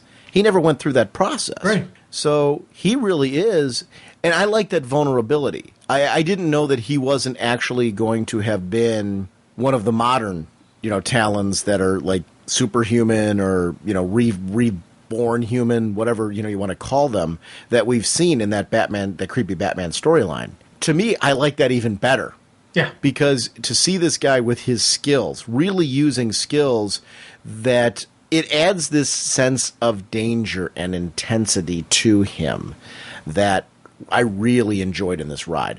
I've always loved the Houdini concept, Harry Houdini, and I get into old cinema and old documentaries and stuff like that, and magicians and things like that. Or I loved Doug Henning as a kid growing up. I remember seeing him. I love magic. Yeah, but as a kid, I ate that stuff up. I've seen David Copperfield a couple of times. I get into the whole illusion thing. So this guy is right up my alley, and keeping him, which is hard to do in the Batman universe, keeping him kind of grounded is a good move because it makes him somebody you can connect with. And I love that the dialogue we're getting is not somebody talking about Calvin Rose. It's us getting to know Calvin Rose, getting to know the inside of his mind, getting to know what it feels like to have gone through the different things that he goes through and how he feels about it now. I think it's really essential when you're launching a new series to build that. And in 2 issues, I feel like I know this guy and I really like him. Like, I want to know more. I'm very interested in him. I want to follow this guy. I'm glad it's an ongoing series and not a mini-series because this is a guy I want to journey with. And that's really critical 2 issues in to build that. Having the narrative come from him, I think, was essential in this because I really do feel like I've been going along on this ride with him. I felt like I was in the trunk. Yeah, I mean that in a good way. You know how I love that kind of stuff. Yeah, I want to feel like I'm riding along with the character, and I really felt that was well handled in this versus being on the bridge watching it. That wouldn't have been a good move. Yeah, see, I don't want to be in the trunk. Yeah, I personally. I didn't say I want. Wait, be safely watching through binoculars, going, "Ooh, that's kind of neat." Yeah, but I didn't say I wanted to be there. But I said I felt like I was there because you want to be in this guy's head and getting to know him as well. And you knew what I meant. I mean, yeah. No, I know that. But I mean, I'm complimenting the book, and I know you're pulling my leg on that. I totally get that. I'm not naive to it. But it really, I want to make the point that this was something that was in a very short period of time done by this book, where it was a few pages in, I'm like, wow, I really like this guy. And that's hard to do in a new series. Yeah, right out the gate. This is jumping on. This has got me wanting to read more. I remember when I first read that issue 0, I was like, okay, I want 1 now. This was right from there was no build-up, there was no slow play. This right from the get-go, I'm like, okay, this is somebody I want to know more about. This is somebody I want to follow. I loved some of the cool stuff where the little extra stuff where he was able to escape from the maze. And that's a maze that even Batman didn't escape from. This kid did. Now, granted, he wasn't as beat up as Batman was when he was thrown into it, but still, he made it through. And he did something that nobody ever had done before.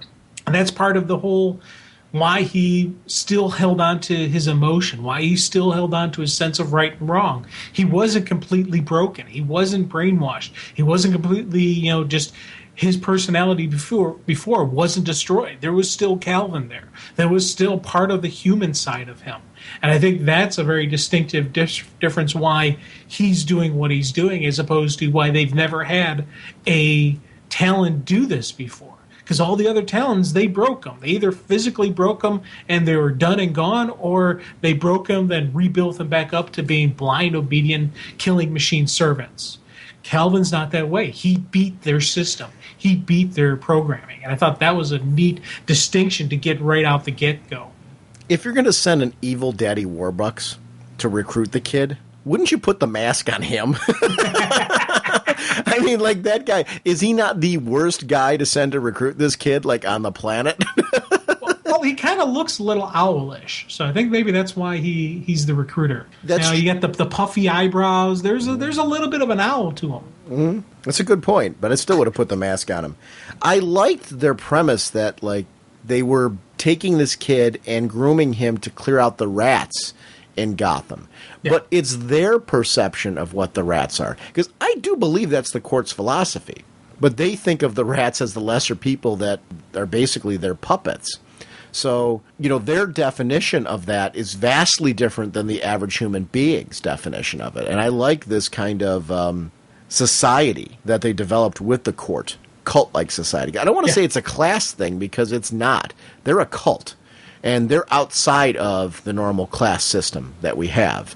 And they're really looking down, I think, on everybody, from no matter what, you know, high, middle, low, whatever, you know, class groupings you want to say that there are in America. In Gotham, they're looking at all the people, no matter where they fall on that scale, and they all fit into that place, right? Yeah. This isn't just about the rich or taking out the poor. It's about if you disagree with their philosophy, if you disagree with what they, you know, think. I think, like, guys like you and me, we'd be toast, because we out here and we voice our opinion, we state our comments, and we don't toe the party line. You know, they would look at us as people who could be potentially dangerous. I think we definitely would probably be on the list, just because even though neither one of us are bad people, we're not going to toe the line. We're not going to fall in rank. We're not going to, you know, let everything, oh, okay, no problem. We would question, you know, hey, are these people really what we want? That questioning, they don't want that type of stuff. And that's where they go for it. And it's not even just the person. They go generational, because they're going to think, you know, if you're this way, your wife's going to be this way. Your kids are going to be this way. Your grandchildren. They go for full bloodlines because they don't want to have any of that dissension. They don't want to have any of that possible, 2-3 generations down the line coming back after us. They're also looking at friends and associates. Yeah. And saying, who else holds this philosophy? And those are the rats. We would be rats. We definitely, I think, would be rats, yeah. I liked his training when he went through that. I'm a big fan of training montages. And seeing this guy basically having to take the mantle away from the previous Talon. And the previous Talon knowing what this means. Yeah. I don't think the previous Talon... Do you think the previous Talon had any idea that this meant that he was going to be put on ice and brought back eventually? I don't think so. But, it's... Every time we've gotten the different Talon stories, sometimes they seem like they have an understanding of that's coming, but it always seems to me like they don't realize it until they're brought back. That, oh, wow, look, I'm dead, I'm back, and even then they don't have a complete understanding of what happened before. So I'm thinking he's just thinking, I'm being put on ice, I'm done. Right. I'm being retired. Because I don't think they had a reason to use that. No. I think that was always their plan that they were building towards. Yeah, and you can even see him begging to them, no, masters, no, I'm not ready. Let me serve you longer. He's not seeing it as this, I'm put on ice and come back maybe later. He's saying, I'm done serving now. That's it. I'm over. It's over with. New guy comes in and I say goodbye. I love that he's got a use for the calloused skin on the bottom of the foot. Yeah. Like, I love that we got this far into the issue, and this is where we see him escape. and that's really the only reason why he escaped, is because he's a master of his skills, and he studied Houdini, and this is something that Houdini did, and I'm going to borrow this, and I'm going to use this and make it my own.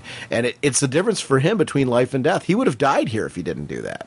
And I'm into escape artists with their little quirky little things that they had, to pull out and just get. I'm like, this is things that no rational human being would think of, except for somebody who's in this kind of quirky lifestyle. And I like that, because I like unusual people, who just kind of like make me see things a little differently. Like, I would never do this in a million years, but I respect that he would, because if I was in there, I'd want to be with this guy versus like anybody that I know, because none of us would do this. yeah. This is, and it's this is a Batman level of thing. Batman would do something like this. I imagine Batman has a lockpick hidden in calloused skin somewhere on his body just for stuff like this. Lockpick, he's probably got lunch. He's got you open it up, there's a Lunchables. He found a way to make full efficient use of that calloused skin. And he's got some kind of laser in there, a bat laser, a homing device, probably a video game to pass the time, while the car was going down a little bit. He's probably playing Angry Birds, Star Wars or something. While it's going down. Then he's going to pull out the little thing, the little lockpick, but it'll have a bat symbol on it. Yeah, it's got to have a bat symbol. Right, to free himself. It's going to look totally different with Batman. Like Batman's foot, he probably added extra additional callous skin to fit more in there. He will definitely take it to a different... Because if he found out about this, Batman will try to find a way to perfect it. And though, talk about creepiness, that little kid who's watching the Court of Owls. Yes. Whenever you have little children that are just too into watching somebody die, that adds to the creepy level, and that adds to the, oh boy, okay. And you always question... granted, we knew up front that the Court of Owls were not the best parents, but to allow your child and to actually let them go through that, they got to just stop and think for a second. If that kid has no issue watching this man get his throat slit, do you think the kid's going to have any issue watching your throat get slit? There's a whole nother level of when you start exposing the little children to this level of death, destruction, and violence that I think even the court doesn't even think or realize. One of the things I really like about how this whole Court of Owls story has developed is I love the way it's played out in All-Star Western. The fact that there is a history beyond this and just how long back, and we still don't know how long back the court has gone. And that's something that I really have enjoyed with the way that when they did this New 52 launch and we had creators kind of jumping on board, the whole Jonah Hex being set in this with Arkham was something that I think just worked because it makes this story mean more to me because he makes reference to the longevity. And we've got that sense of it because we've seen them in the Old West. I like when, after the death of the other Talon, that was something that deeply scarred him. He found comfort in his next mission playing more into his skills, breaking into the building, using his escape artist skills to get into the impregnable, and to try and get out of that place. But then it puts him face to face with the question that was never really brought to his attention. Why was I not sent after the one person?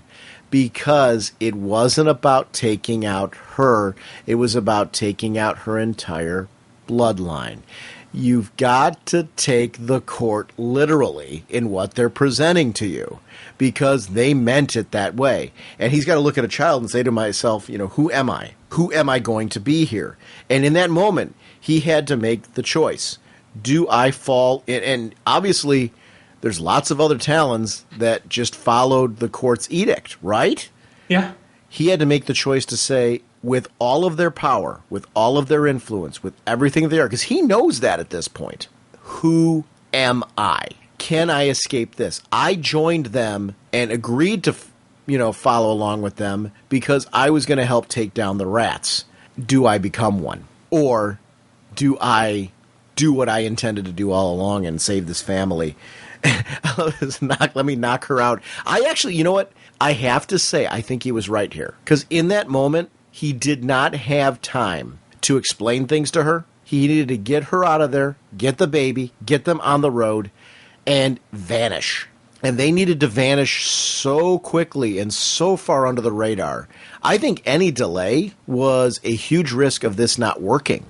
So it's one of the few times that, like I said, I'm usually one of the ones that go, you dolt, why did you knock that person out? Let them walk out on their own accord. He didn't have time to reason with her. I actually think he was right in what he did. Obviously he has to have the major talk with her later, but there's no way she's going to trust him. So, to drop her entire life and leave like he was what he did with her, that was the only way she was going to live. She would never trust him, right? Yeah, there's definitely the come with me if you want to live probably wouldn't work in this situation, considering he completely broke in. He had the whole layout of being a killer. But I loved on the next panel that he, the next page when you see him carrying out, and he actually has that inner dialogue. I'd later think of a dozen better ways I could have gotten them out of that apartment. Casey would inform me of a few dozen more. I thought that for me was a nice little kind of funny moment, and just again more of the fact that this is a real person. This is an actual living body. This isn't the brainwashed Talon. This is this guy who's trying to do what's right. And he knows they're coming after him. He knows they won't take the court long to figure out what he did. And when they come, they'll be relentless. So he can never quit. He has to keep running. He has to keep escaping. And that, again, it was that kind of like that, just that nonstop energy, that boom, boom, boom, boom, constantly scrambling, bob and weave. Just what this guy is going through, what this family's what this woman and her child's gonna go through. There's just so many levels of, this is gonna be kind of neat. One of the things that I really enjoyed about that, you get to see him set up, and he had a new job, a new life set up for himself. How does a guy like that get attached to anybody? Because you could be on the run again at any minute, or everyone could be dead. Yeah. And the guilt and responsibility of association, like they only died because they knew me, has got to weigh heavily on him. And that was something that really gripped me in those moments with the way that this all laid out. Like at the end when he's going away, after he took out that other Talon, I really liked that I felt for him and his loneliness. In a way, it reminded me kind of the old Hulk TV show. Yeah. Remember when you'd have like Bill Bixby kind of walking on? He's walking this poor away, guy. yeah. I was like sitting there saying, this guy is never going to feel like anybody's a true friend, because he's going to feel like they're all going to just be gone, because he's really had nobody. And it's this woman and her child. The rescuing them and protecting them is the closest thing he has to, I guess, any sort of family, right? Well, and he can't really, be around them. He had to set them up and put them in hiding, because right. If you stay together, there's more likelihood of, them being able to identify you and track you. And if they're looking for one here, once you bring them together, that'll make it easier for them to identify. And he knows that. And that's part of the reason he keeps the stick and move going, because one, he's probably hoping they'll go after him first and not her first. And two, he's probably hopefully she's hidden enough under the radar that she's able to slip through the cracks. One would hope. Yeah, one would hope. Or how much does he have her on the move? If he's discovered, does he then move her? Because you almost got to question. You got to question that, right? Well, and we see that when we get into issue 1. When his cover is now blown. They know he's around. They have an active beat on him. And that is something that, this woman and her child that you saved are now in their crosshairs.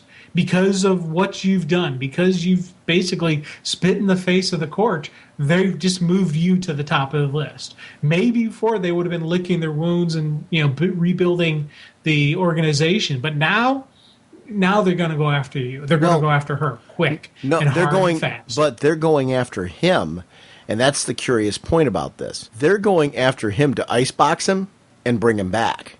Yeah. As one of theirs in the fold. They want his talents. So they don't want to kill him, which is what we discovered here. They want to capture him. They want to take him back, because they're looking at this guy as being potentially one of their best. I mean, think about what he's doing right now without all that juice in him. Yeah. Think what happens when they do that to him, what he would be to them. So there's an interesting dynamic there where you get why, and that would be I think that'd be a fate worse than death, because you would lose yourself in this, and he's fighting to keep himself, to be the man to learn and become the man who he wants to be. And I definitely emphasis on learn, because he doesn't know. Yeah. He hasn't had enough of a life to know that. You feel for him. I love that, because he's a very broken individual in the way that the society has crafted him.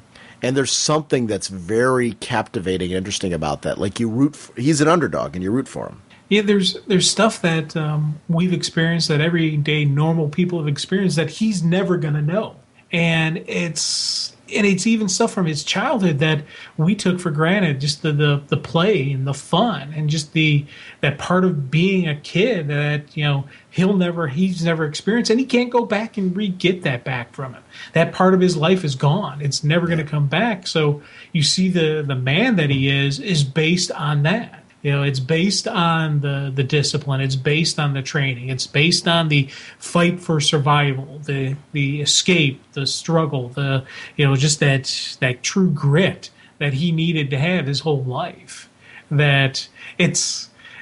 makes a very interesting person, because you have, a character like Bruce Wayne, who through tragedy, disciplined himself and just, made himself stronger than what, most normal people would ever be. Here you have a person who really didn't choose to be this way. This is something that life just threw on him. That, this isn't his mission. This wasn't his calling. But now he's saying, okay, now it's time for me to throw down. Now it's time for me to show them what they're up against and who they're going to, it's time for some payback. It's time for some retribution. It's time for some vengeance. And I like seeing just that rage. I like seeing that fire, but that's not what he's always been about. He's not the angry person. He's not the person who's trying to, right the wrongs of his dead parents. He's just this guy who's put in horrible circumstances, who's now saying, okay, I'm going to make this my life now. Yeah, and that's one of the things that I like about him. I like that he looks at Gotham's history and looks at this train depot, and how the court took advantage of it. This was a way for them to capture people. Nobody would escape from the Owls this way. Yeah. But then it eventually was shut down by the Wayne family, further advancing the city. And obviously you could see why the court would try to keep control of its big money people in the city and try to shut them down where they could, because they were getting in the way of the infrastructure the court had set up to keep themselves operating under the radar. But I love how he looks at this whole thing as this trap that Gotham is, and this way that he goes in saying, hey, when I go into these situations, I'm going to use every skill I have as an escape artist to make sure that I spring the trap on my terms. And it's just something that I really ate up about him. There was a cool factor, when you see him flying out of that off of the blimp. Yeah, there was just a really cool factor on just his ease of maneuvering around the city in a way that felt unique to him, because we're used to seeing a whole bunch of travel in Gotham. And I thought there was something unique about what he was doing. Yeah, and he had that. It's funny we mentioned Dick Grayson earlier, because that for me was a kind of, it had that Grayson sort of Nightwing vibe and style to him. And he's not a cookie cutter, clone. He's his own version of it, but there is that comfort with doing stuff like that. That comfort where he's got the body glider suit. It's not exactly like me personally. I would never even think in a million years of doing something like that. For him, he's comfortable with it because of training, because of discipline, because of his life, because of who he is. And I thought that was just, again, it was another, you need to have that acrobatic, that physical presence, that agile style to him. And again, we're seeing that level of confidence, that level of physical, fitness, physical confidence in who he is. His reasoning for coming back here makes logical sense. After this whole thing went down, he's got this legend of this thing that went on with the court versus Batman, and that Batman won. He wants to come back and find out just how far down has the court been taken. Does he still need to run? And if he does, how far? What's it all look like? He's intel finding. And you would imagine that somebody like him who's been on the run for that long would need to do that.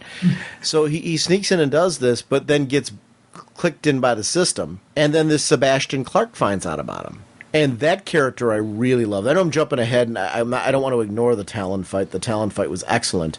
But this Sebastian Clark, and the fact that his dad wrote a book on the secrets, and not only was his dad killed for it, but these indie publishers that were considering publishing the book outside of Gotham were taken out for it, shows just how far the reach and influence of the court really stretched. Yeah, it's the Vito Corleone theory. You got to not only just take out the one source, you got to take out everything that can come back and get you. And anybody who had any connection to that book, anybody who may have read or even heard about that book. So if I was one of the publishers and I read it, everybody in my inner circle is gone. Anybody who maybe I had lengthy conversations with somebody, or maybe I had passing conversations with somebody. Maybe I may have mentioned it to somebody. Yeah, let's not take the chance. Let's take out those people. So it's high body count, and it's the court, and it's that powerful, unseen, just force out there. Conspiracy theorists talk about the Illuminati. Well, this is the DC Universe version of that Illuminati. This is that secret society. And of course it's in Gotham, because Gotham is its own city, its own entity, it's its own life force. And, that's why I've always loved these Court of Owls stories. I've loved seeing just the level and strength and power that the court is. I totally agree with you. This is one of those series that I was interested in when it was announced. I wasn't through the roof. Like, I was excited because I liked the Court of Owls storyline. This was so much more than what I expected from it. And I love that. I love when there's something that surprises and shocks me with its depth. Yeah. The fight sequences, the combat that totally matches the type of character that he is, but also that he's fighting Talons. He's got to deal with the fact that they're sort of invulnerable, and he's not. They're healing on the fly. He's not. I love these testing theories along the way, shoving the knife in her head and then, using a stun gun on it, and then freezing her. Yeah. It's his 3-step program. You got to do what you got to do. And I love the fact that throughout the fight, the Talon's like going, hey, what are you going to do? Especially that opening is like, hey, thanks for picking that lock for me. I really haven't gotten a handle on these electric doors yet. Because she's older than, what she appears. Then as the fight is playing out, it's like, the kind of the little psychological warfare, the little banter. We're faster and unstoppable. Later knife. What part of unstoppable didn't you understand? Just that constant keep coming after him. And I like the fact that he's not completely throwing out the banter. He's not doing that. He's focusing on the task at hand. He's, again, doing a little, throw the knife this way to draw, to actually, bring them in close to take their knife from him. Bring them in close to try up, with the wire and, bind them that way. It's the sleight of hand. It's the subtleties, and you would have that in an escape artist, but you would also have that in someone who's the knife trained. Just that, get them looking over here while I stick the knife in their ribs. This is, some really cool fight and action sequences on page. It's really some cool generations of physical artwork being told with this story and being told with the action going through my head as well. When he meets with Sebastian Clark, the whole philosophy of should he or shouldn't he, when it comes to going after the court, because in his mind, it's about the escape. I need to keep moving. I can't stay in one place. I don't want to be a part of something. Look what happens when I've been a part of something. It's easier for me to just be on the move, running away, doing the escaping thing, hit and run, things like that. They get too close, I move on. This guy's giving him another take, saying, look, Batman's opened up an opportunity here, having no idea the opportunity they actually opened. We have a chance to go after their infrastructure. We have the chance to take them out, to take them down, to make things better for you, because they're going to keep coming. Not only are they going to come after you, they're going to come after the girl. They're going to come after the baby. They're going to use them to try and get to you. They catch one of them, they're going to do horrid things to them in order to bring you out into the open. And there's nothing you can do about that. These are inevitable things that are eventually going to happen if you let them rebuild, which is what they're trying to do. And they're in a position where they could relatively quickly, by, our standards, build to that level again. I say relatively quickly, that could be, maybe a lifetime. But that lifetime will go very, very quick. And I actually think they will build very quickly. Especially, yes, they took some heavy damage, but the fact that everybody thinks they're done, everybody thinks they're gone, it's putting people off their radar, especially now with current story going on in Batman with the Joker being around. There's distractions on the Bat family. He's moved on to the next thing. So the Court will sit there, they'll lick their wounds a little bit, and they'll come back stronger. Partially because, people will be underestimating them, thinking, oh, they're defeated. No, they're not defeated. You can't, just defeat them in a single sweep. This is an ongoing battle. This is going to take multiple strikes, multiple hits, and I really like the fact that we have this guy who has this tracking, this knowledge, this, understanding behind the scenes of the Court. It was a beautiful play he did where he developed this software that he knew one of the Court, one of their ancestors is going to pick this up. This is going to be my end. And he also did the long play. He did the slow play. It's not going to be a quick sweep against the Court. You got to make a commitment. You have to make a lifetime commitment to fighting the Court. And that's what this guy has done. And now he's bringing in the next Talon. He's bringing in his wave. He's bringing in his enforcers to pick the time. Right here. This is it. This is your strike time. And I loved seeing just that level of strategy play out. Yeah, I love the costume that he has. I love that it feels a little different than the other Talon's costumes. It's a take on his original suit, which that fits that whole Azrael thing for me too. And I'm really not trying to diminish it by throwing Azrael back into this. There's a suit, there's a look, there's a damage to him that is unique to everyone in the Bat universe. And Azrael was a unique concept when it came out, and it came off of a huge storyline of the whole Nightfall thing and leading up to it. And this is a similar thing. This was this epic storyline that was developed by Scott Snyder, and now we've got James Tynion and Scott Snyder doing this book. And I really, really love what this. We've seen James Tynion do a lot of the backup stories that have been put out lately in the Bat books. This writer really understands the Bat universe, and I'm really digging, this world that's being developed, because it's really, really interesting. So Talon's a hit for me. I really like this one out of the gate. Can we talk a little bit casually? We're going to go to Sword of Sorcery, but before we do that, we're not going to do a cover to cover on this because we've got to get to Sword of Sorcery. I would be remiss if I didn't talk a little bit about Batman 14. Oh God! Oh my God! I mean, I don't know. I can't wait, and we really have to discuss this. So can we just jump into this just really quick to have a conversation about how cool the Joker is? I mean, wow. I mean. Yeah, I literally, this is a tweet I put on Twitter. Batman 14, wow, just wow. And I literally, that was, you just did it now with the wow.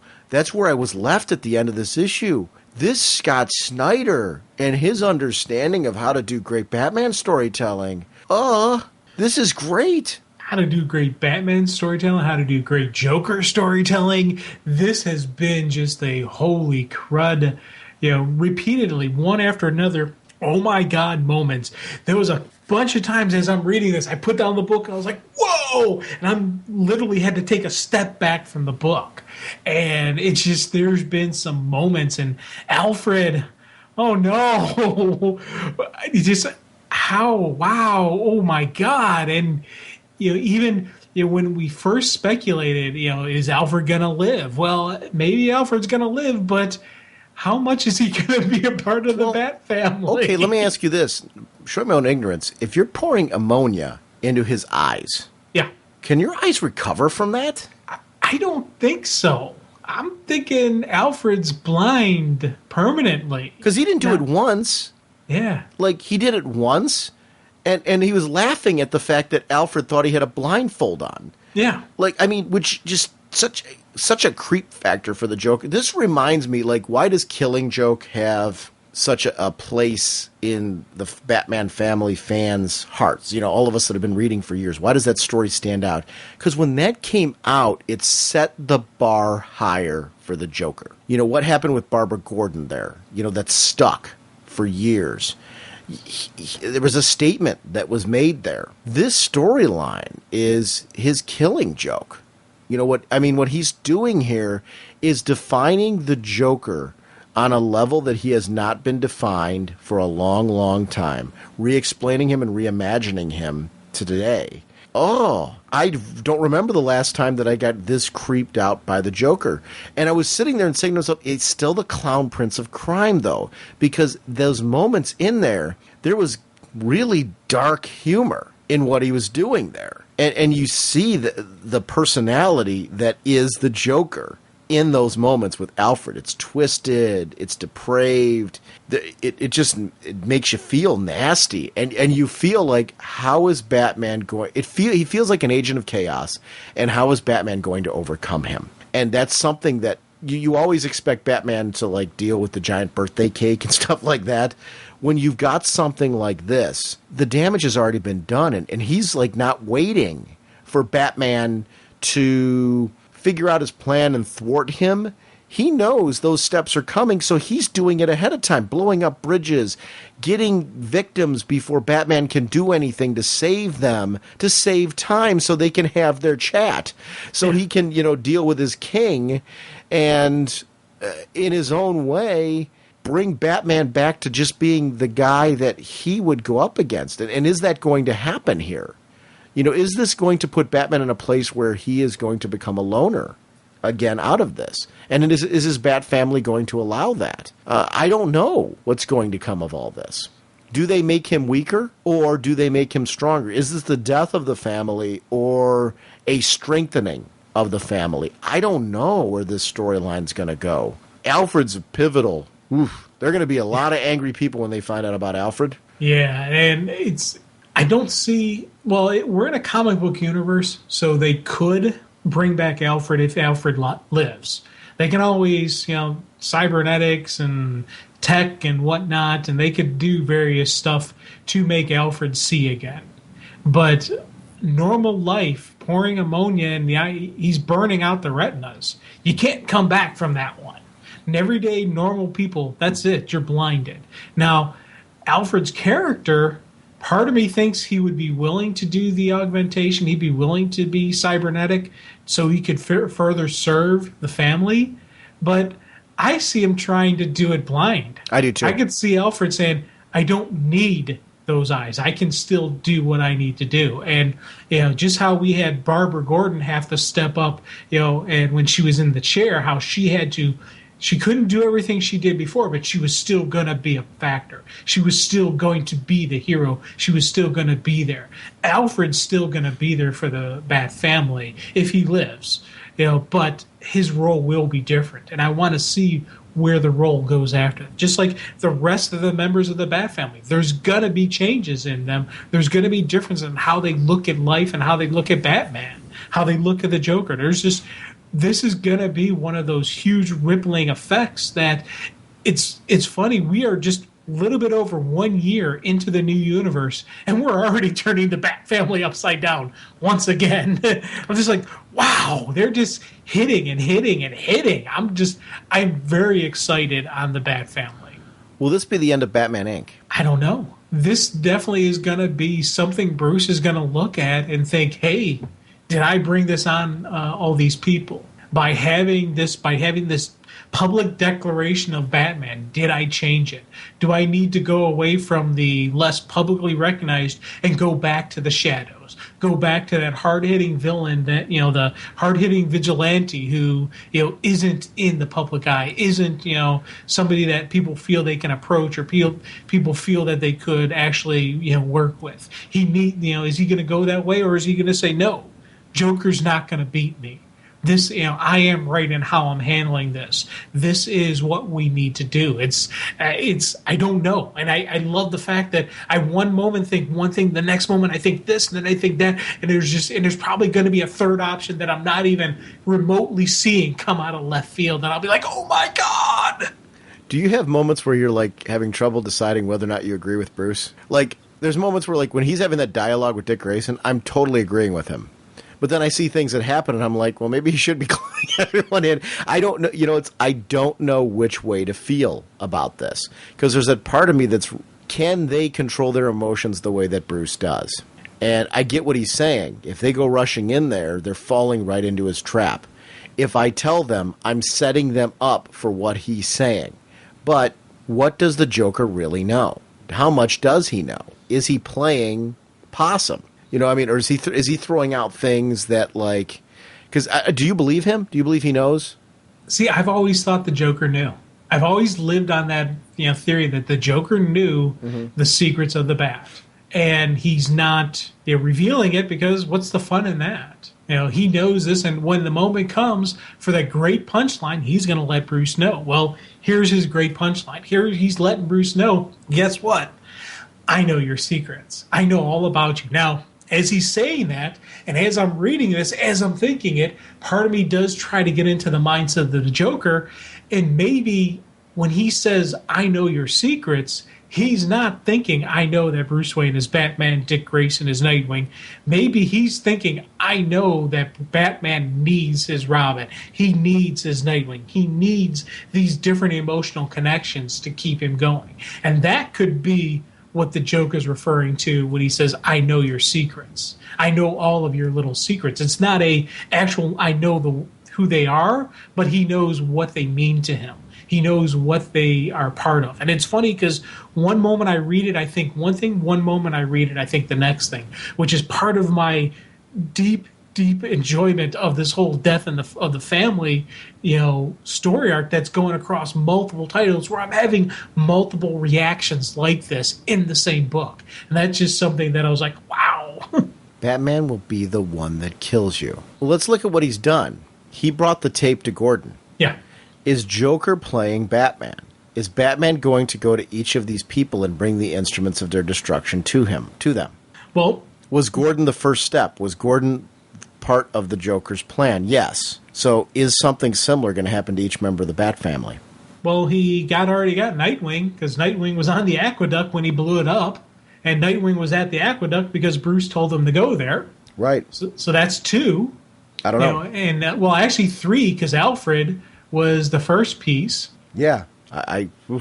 Well, and I think Alfred was a fluke, though. I think Bruce is right. I think he really doesn't know, and that it was the Batman Inc. connection, I think. We'll see. I'll bet there's that part of me, I'm with you, there's that part of me that questions everything in this. Yeah. And that's a sign of a great mystery as well. When you think you know, but there's that part of you that questions, and I'm just really enjoying this story unfold as it goes through. Which has been typical with what's being done in the Bat books, which has me super excited for this guy writing Man of Steel. Yes. Because, it's like, yeah, let's energize this stuff. And you know what? A testament to all the other creators that are involved in these Bat book crossovers, because it's fleshing out these stories that I'm just really enjoying. And they're doing it in a way that organically fits into their theme for their book, where they're going, their direction-wise for their book. And I think that's hard to do. But when you want to play in a sandbox, I think a lot of these writers are clearly doing that. You embrace it or you stay out of it. They're embracing it. And I think it's really, really cool. Because every one of these stories, there hasn't been a weak link yet. Like, I haven't read one quote-unquote tie-in where I've been like, ooh, that kind of just took away from it for me, or that wasn't really, up to snuff. They've all been great. Oh, God, yeah. It's like, I want to know more. Oh, God, yeah. And, that's something I think that I really enjoy of this Death of the Family story arc, is the fact that every piece of this puzzle that's coming out has been just that same mind-blowing. Batgirl 14, oh, my God, that was absolutely amazing. And that had the same type of high energy that I was going into that I had with Batman. We had that wonderful Batman and Robin, that final, story arc finishing off. Not technically part of Death of the Family, but to be honest, it fit in with that same vibe. It fit in with that same thing. It was the beginning of that stuff. Suicide stuff, that's crossover there with Harley. This has been something that they're really, and I'm going to guess it's editorial. I'm guess it's going to be part of Scott Snyder, who's kind of like, keeping, I'm assuming he's, kind of got his hands all over the place, and it's in, the editorial type thing, making sure they're keeping this thing nice, tight, consistent. You know what, dude? I'm going to say it's a testament to everybody. And let me tell you why I say that. I think you can tell when it's one piece of the puzzle that's doing the interconnectivity, because something feels jarringly different. But when you've got people who are all on board and they're adding their sensibilities in and really embracing what's going on and getting excited and jazzed up for it, their story matches that mood and tone. And I think what we're seeing here with these books that are interconnected, you've got creative teams that are jazzed up and excited to be a part of these events and to deliver the best possible viewpoints to these events from their own book's perspective. And I think that's really apparent in the quality that we're getting out of those books. There's not a weak link in this tie. I hate to use the word tie-ins because tie-ins seems to be kind of a diminished thing too to say, because you're saying that book's like a lesser book, and I really guess the point that I'm trying to make is I don't feel any of them are. I feel they're really valid stories that are telling things with emotional resonance that affect their characters and their characters' worlds and flesh them out in a way that Batman can't on its own in that book, because there's too many characters to really focus on, and I want to see how it affects it makes Gotham feel bigger. Yeah. And like a much more epic metropolis of a, den of filth. It is. No, I mean, and it's, as a fan of the Batman books, to feel that kind of scope and scale is a testament to the creative teams working on this. So I guess what I'm saying is yes to everything you're saying, but you don't want to leave anybody out of that equation, because it's really clear everybody's working on full thrusters here, not just one component. And that's a testament to everybody involved. And I think that kind of energy is something that really needs to be tapped in on when you do this type of thing, because it's really apparent to us. I would be in shock if you find me out saying, no, we had to pull this person kicking and screaming into this, because the stories don't read that way. And I think that's a testament. If the writers are kicking and screaming that are involved in this, they're fooling me, because it sure doesn't feel that way. It feels like they're embracing it and really giving us home runs. Yeah, this is definitely a team event, a team, they're firing on all cylinders. And this has just been, such a hoorah, oh my God, multiple times. With all these titles, I'm literally in the middle of reading, putting it down, going, oh my God, I can't believe they just did that. Oh, wow. Oh, it's when you get that, just that sheer, just shock, awe, surprise, amazement that I'm getting from these stories. That is just something that, I don't know, it's just like, wow, I get energized. And it's funny, I'm kind of like the Energizer Bunny, where I start getting energized, I start going, just a little bit freaking out, a little bit to that little bit craziness going through, and it adds to the chaos. It adds to the enjoyment of when you're reading a Joker story. You should be a little bit unhinged. You should be a little bit just off kilter when you're going through this, because he does these super freaky stuff. He does these things that most normal people wouldn't even remotely think is possible. They're capturing it, and they're bringing it out, and it's like, wow. We've got to talk about that Men of Worship in the back, because I love the artwork of Jock and David Barron when they get together and they start doing one of these stories, because they had that great year-long run with Scott Snyder that they did when Dick Grayson was Batman. And oh my gosh, do I love seeing them here with the Penguin, because I was swerved in this. Yeah. In the beginning, when that umbrella was sweeping by, I thought it was Oswald realizing, okay, I've been set up here, so I'm going to prove that I'm a survivor. And we're seeing an Oswald who's going through the motions, realizing, okay, I've been set up as the guy who did all this, and it wasn't. It was the Joker. The Joker's putting Oswald in a position where Oswald now has to make a decision. He either takes the heat and the flack for all this, or the Joker does, and Oswald owes him one. And whatever's happened here that Oswald owes him is adding to this larger scope and scale of what we're seeing with the Joker.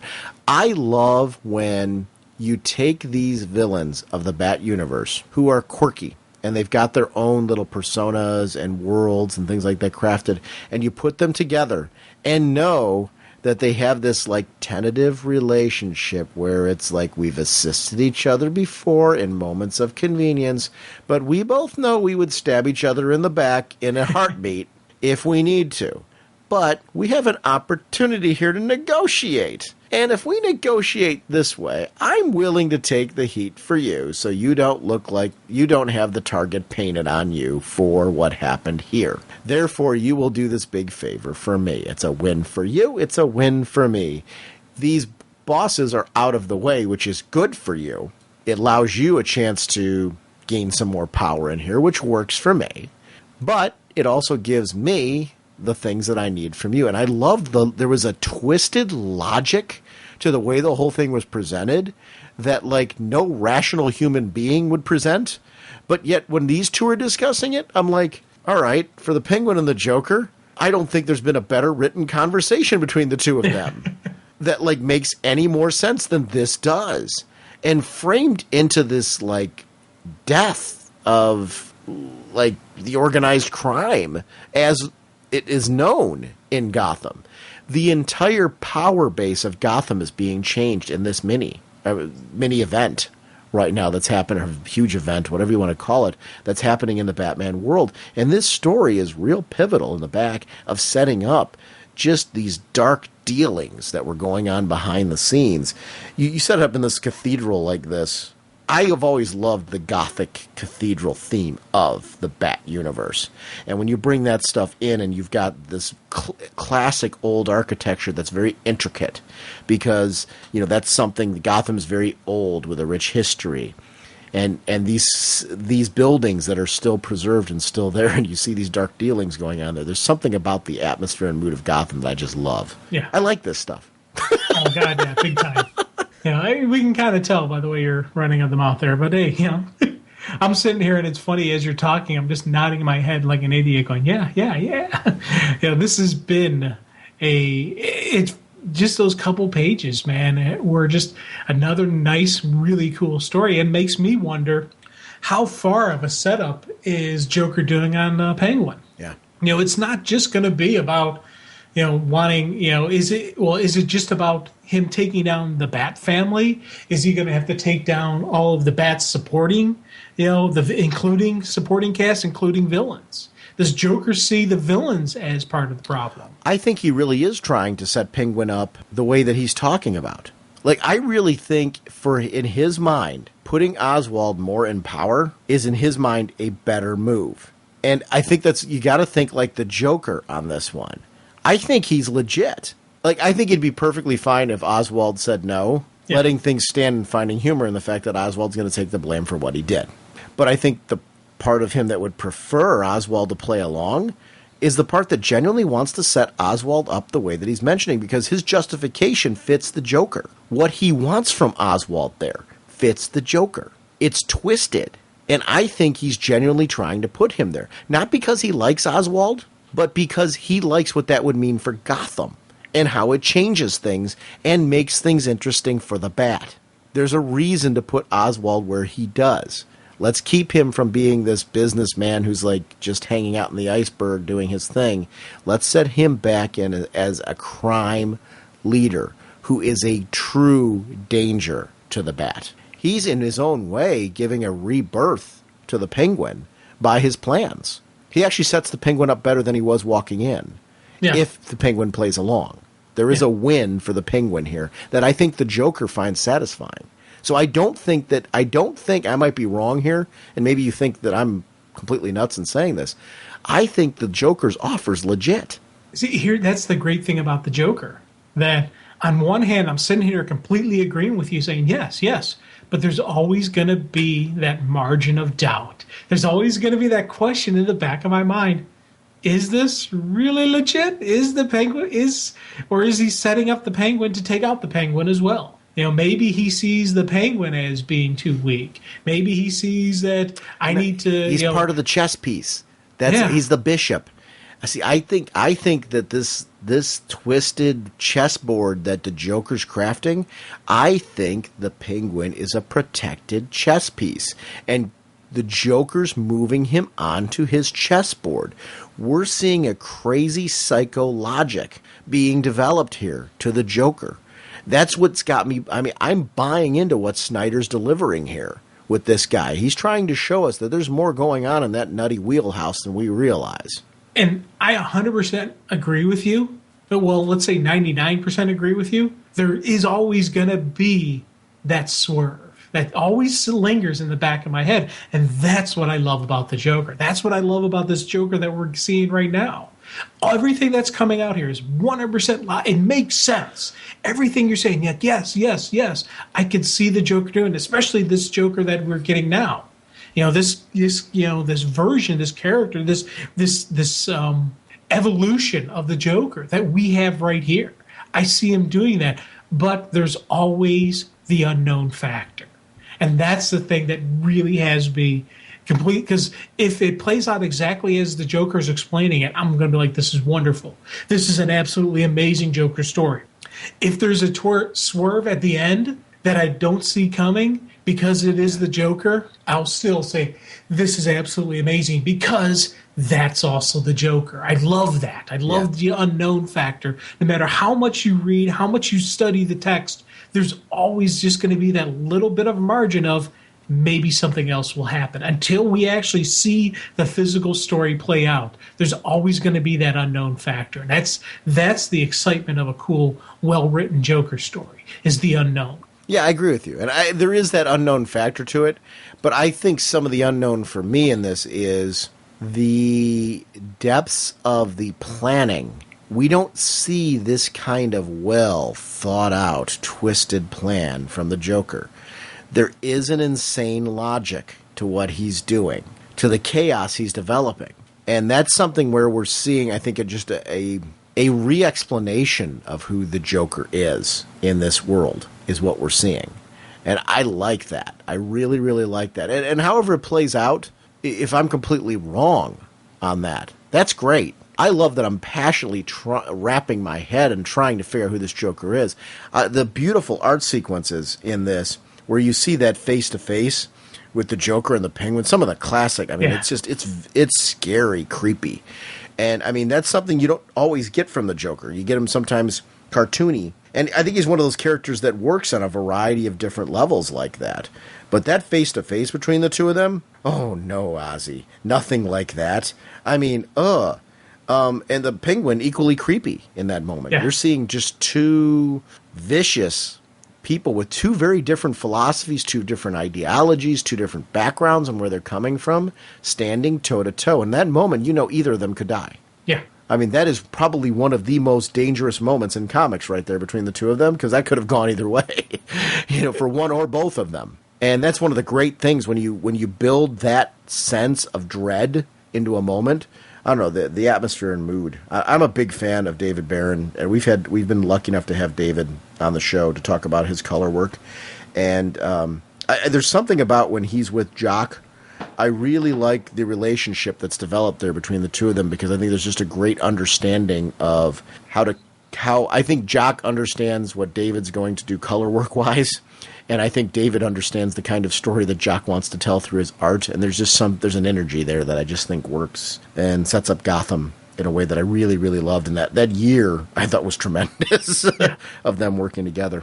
Oh, God, yeah. There's a definite synergy. There's a definite, it's something we're seeing on all of this stuff.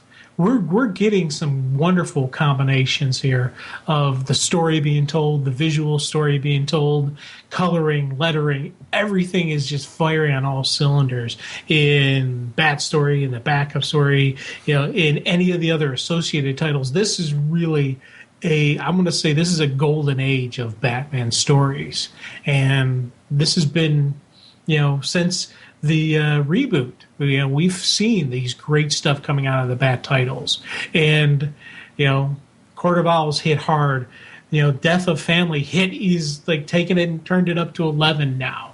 I'm just like, what can happen next? What's going to play out next? Where's this going to go? Because we already are at such a high level and such a high standard that I'm like, wow.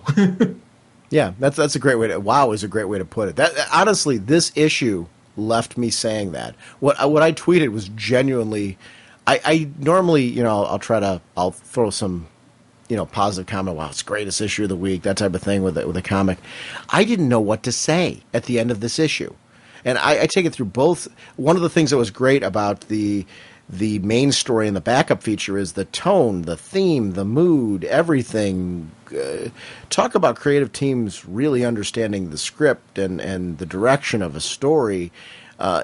Two very different art styles, and I'm talking about in the way that they present themselves, and yet they both conveyed the same sensibilities and the same sense of dread and creep and ooh.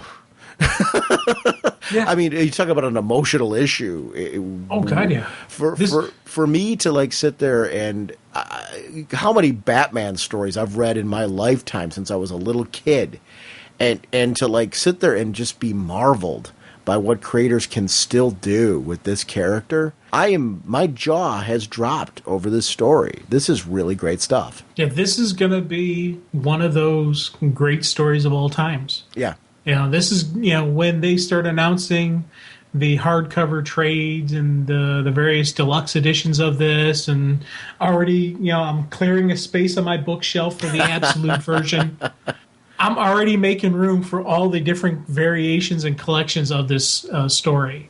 And that is, I've tried to tailor back some of the stuff, like, well, if I already have it here, maybe I'll only get one version of the collected version or something like that.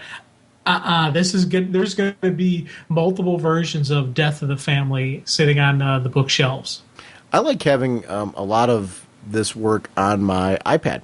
I've been doing a lot of through DCBS's site. I'll purchase the digital versions. And, a lot of times my digital shopping has been very mixed.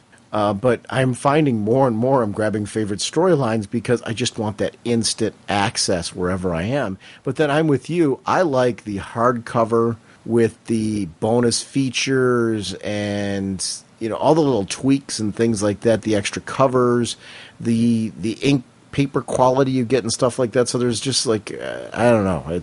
I'm very curious to see how this is going to be collected too, and seeing what variations I'm going to end up grabbing of all this, because it is going to be one of those that's read over and over and over again, because I'm a sucker for this kind of stuff, especially when you're hitting on all the members of the Bat family like this. So I'm into it. Now I can get out of here. Jim, our next review is going to be a Sword of Sorcery. I'm just going to do the creative team for the Amethyst section first. It's Christy Marks on writing, art by Aaron Lopresti, colors by Hi-Fi, lettered by Rob Lay, cover art by Josh Middleton, assistant editor is Ricky Purdon, editor is Rachel Gluckstern, Amethyst created by Dan Mishkin, Gary Cohn, and Ernie Colin. Now, I don't know what your background is with Amethyst. Growing up for me, I'm guessing probably out of the two of us I have a bigger background, but that's very limited. I remember her from things like Crisis, because she made an appearance there. I remember her from, it had to have been a crossover or something here or there, or maybe a single issue here or there that I read. Do I have a background with her at all? No. I was excited because of that, though, because there's a lot of people who are very passionate about the character, who I think growing up, this was, a character that was really important, diehard fans, things like that.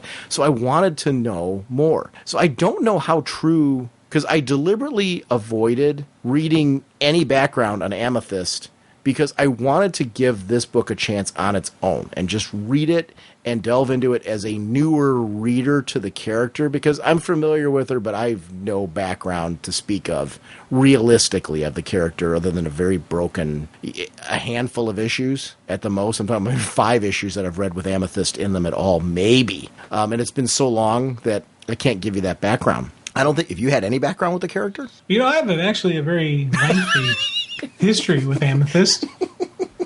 I can remember actually back, earlier this year when I read my first issue.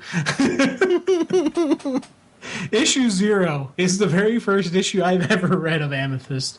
And I absolutely love this. Oh, wasn't it great? Oh my God. And you know what? I've been compiling a list, and it's not anything official, and it's anything that's even remotely ready to be released or commented on or whatnot.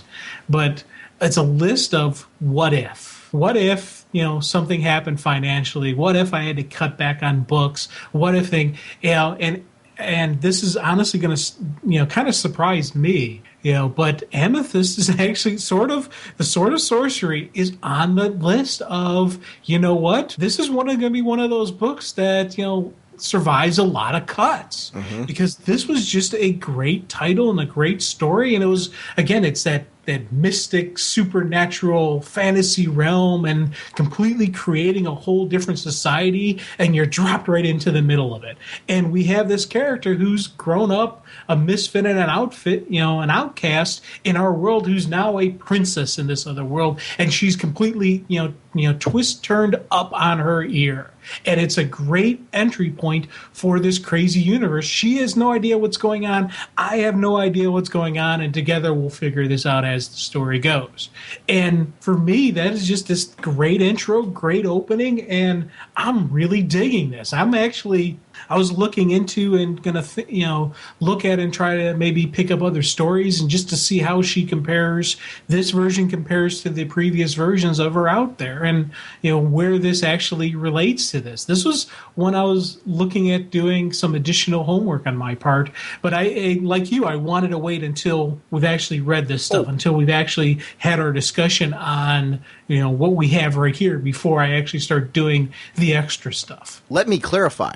I'm with you. I want to know more because lines like this. I used to try and fit in. I gave up on that around 6th grade. Dude, I was a geeky comic fan in elementary school. I didn't like sports.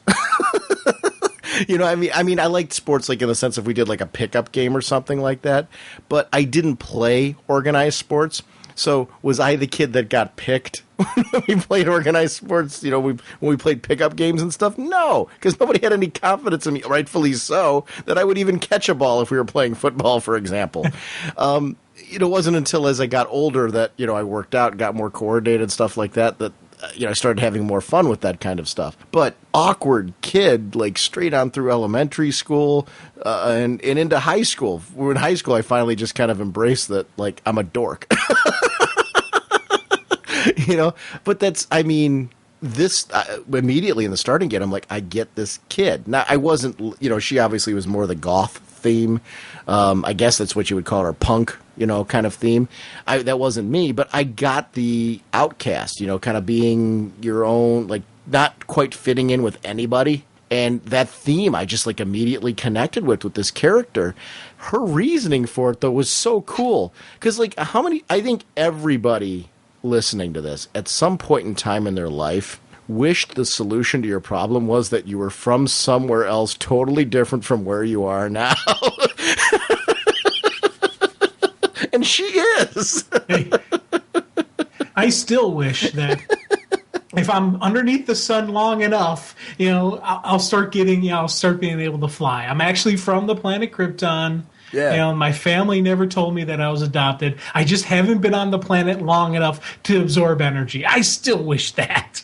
But it's like funny when you look back at things like you said in high school. There's like parts of this where I'm like regretting. I'm like, oh, dumb things that I even said to people in high school, or I said under my breath that somebody would have heard.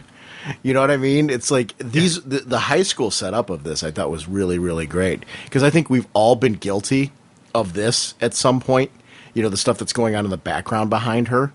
And I'm like sitting there, I'm like, oh, you idiot. You thought you were being funny at the time and it really, but this drama that it sets up for her further puts her in a place where, she's got a mom who's been training her and she knows this isn't normal. And she's just dealt with it because that's been kind of her stability. But then she hits this point where she's had enough. It's her 17th birthday. This is what mom's always been telling her about. She knows she's from somewhere. She thinks it's somewhere you can get to by a plane or a car. She doesn't think it's somewhere she's got to go to by a gem. I ate that whole thing up because I liked that we weren't just instantly taken to her world. And mom had to fit in here, and they were hiding out. And we find out later why they were hiding out and what was the reason for coming to this world. The only way to escape potential death was to come here, train her to be old enough where we could come back and maybe do a coup.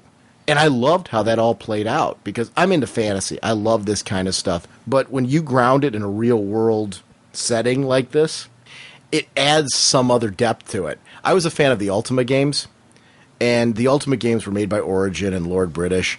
And the thing behind the premise behind the Ultima games was that it was you. You were the avatar. And this is going back to when I was a kid.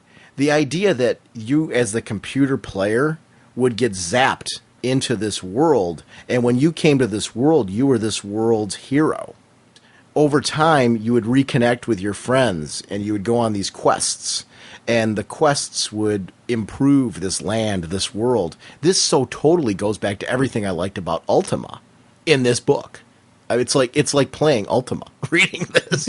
And that for me it's a geek out because I didn't expect that from this title. And I expected to be more into Beowulf, which, let me clarify, I adored Beowulf. But I didn't expect Amethyst to hit me the way that it did. And wow, was this... I get why people love... If the original Amethyst was anything like this, I get it. Like, yeah. I'm totally into it. I actually, like you, I want to read more of the old stuff now because I'm so into this. Yeah, and there was a lot of the little background story stuff. Again, we're dealing with something supernatural and super freaky that could never really happen in the real world, but there was a believability factor behind it. She was an outcast partially because they kept moving a lot. They go from town to town to town to town. It wasn't, she didn't have any stable existence. She probably hadn't been in, the same school more than 1 year, if that much, and you see the mom moving on a lot. And it was just a lot, the nomadic lifestyle that would lead to it. And then I love that whole sequence where you get that opening with the jock talking to Beryl. And you know what's going to happen. You know this isn't going to go well. And it just... and then when it finally does play out, I love the fact that, she's sitting there saying, hey, I hope I'm wrong about this. No, I'm not. And she throws down and she takes down these guys. I loved seeing just that hero in her coming out. You see just, her doing the right thing. Granted, she beats the holy crud out of them. And had they stayed on Earth, she would have been sued massively by the guy's father. But... there was still that level. You see her using the training. You see her being who she is. And I love those little bit of moments, those human moments. Now, here's the part with that geeky girl. What was she... Like, she goes, don't touch me, stay away. Was she saying that because she's afraid now this will make her an outcast? Because she's associated with this girl? Like, she's already been and, like, she was finally being sort of accepted? Or what was that all about? Or was it because of the scariness of the situation? Like, she never thanked her or anything like that. That was the part where I was, like, trying to get into her head and see, like, what this was all about. I took it as post-traumatic stress. You think so? Yeah. She was just almost raped.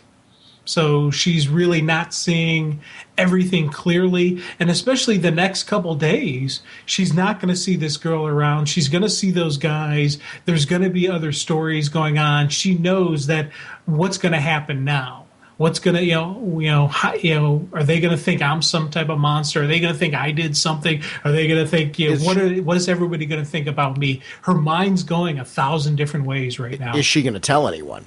Right. It's another... My guess is she's going to keep her mouth shut unless somebody says something. No. The girl who rescued her. She's sitting here. I'm saying the girl who's the victim is thinking to herself, is this girl going to tell anyone? Yeah. And this is embarrassing to me. I don't want anyone to know. Is that a part of all this? I'm not saying that it was poorly written. I was sitting there saying to myself, I'm like, wow, this is just as puzzling as a real situation would be. Yeah. Because I don't think it would go any one way, and you don't know what you're going to get, and how do you know how to deal with that type of situation? I loved how this played out and was written. I thought it was very well done. Did you see who was in the bleachers? Oh, yeah. Constantine? Yeah, that was kind of cool. And the fact that, here's the thing. Had she not shown up, would he have interfered and would he have done something to save this girl from being raped? Or was he only following her? So that's why he was in the bleachers. I don't know. I think he was following her, but what would he have done? That's the problem with Constantine. I do think Constantine's one of those weird... it's one of the things I love about Constantine. He's a gray area. You don't know. Yeah, I'd like to think if he would have lended a hand if this would have gone horribly wrong or if something, but you're never completely certain with the guy. I think he would lend a hand if he thought he would still be able to accomplish his goal. Because I do think that about him. Actually, there's one thing I want to mention about Constantine that we haven't had a chance to discuss, and I don't think you're even aware of it. They're ending the Vertigo series, Hellblazer. Really? But they're making a DC Universe Constantine series. Wow. What are your thoughts on that? Like, because you're not, I don't think you've read trades of Hellblazer, but I don't think you're currently reading Hellblazer, are you? No, I'm not currently reading. I pick up story arcs here or there. Yeah. And I'm currently reading it. I got into it, and I'm currently reading it. I'm torn, only because I really like the Vertigo series. And if they're going to bring that kind of storytelling to the DC universe, I'm cool with it. But one of the things that works about that series is that it's a mature reader's title. I like the way that the tone of this... I'm torn only because... And it's... Here's why I'm torn. My rule of thumb is always, I got to read the series first. So what they do with the series is ultimately going to decide, was this a good move or not? Let me ask you this, though. You're not currently reading Hellblazer. Would you pick up a Constantine series if they start a brand new one? Well, I'll tell you, in the DCU I would, because here's why. I'm reading Constantine in the DCU on Justice League Dark, on guest appearances and stuff like this. And he's a really cool character that I got a grip on. If they were to start running his own side series, I'd pick it up, just because one of the connectability to this whole to what is currently DCU continuity and the current line I'm reading. He's an interesting character that I enjoy, and I'd go some further stuff. Now with me, if they were to bring have it be a different line, have it be a different continuity, but just under the DC banner, that I wouldn't pick up, because that's why I'm not picking up Hellblazer right now. But it's not. It's going to be the same character that's in Justice League Dark. Yeah. See, I'll pick that up in a heartbeat. Yeah, I'm interested in it. I'm not down on it. I've got to read it first. It's like anything, if I read it first and it's lacking that flair that I liked in what was going on in Vertigo, I'm going to have a problem. But I don't know. So far, when these decisions have come about and they bear fruit, it winds up being a good, I end up enjoying what they've developed into. So I've got confidence that I'm going to enjoy this. If it brings new readers to Constantine, that goal is accomplished, I think it's great. So we'll see what happens. I hope they keep some of the style and flair that I've grown to. I jumped on it very late. I've really grown to like the character and like the Vertigo offering of him. I'm going to be curious to see where it goes from here. But I just thought it was an interesting thing to mention in passing. So now that we got this girl who wants to run away anyway, well, kind of wants to run away anyway, and starts going to, I don't know, Mom pulls out a gem. I'm going to start questioning things a little bit. You get transported to this world. Now, let me ask you this. They've been transported to this world. Do you think they're going to stay there, or are they going to come back? That's home. I always took it that that's going to be where they're going to be, and this is where the story is going to take place. Now, I kind of wonder, because this title is called Sword of Sorcery featuring Amethyst. Mm-hmm. Is this going to be an ongoing Amethyst story, or after Amethyst is done, are we going to get the next? Sword of Sorcery is the main title, and this time we're talking about these characters. I'm guessing Beowulf's the question mark. Yeah. I'm guessing Amethyst is going to be the main character. I'm wondering if the Beowulf story might swap out to something else. Not that I want it to. I like Beowulf. Yeah. So let me clarify that. If there's any swapping, I think I would guess that would be Beowulf versus the main story. I'm guessing. Not necessarily that I'm looking for that, though, because I would be happy if Bedard has a direction for Beowulf to keep that going.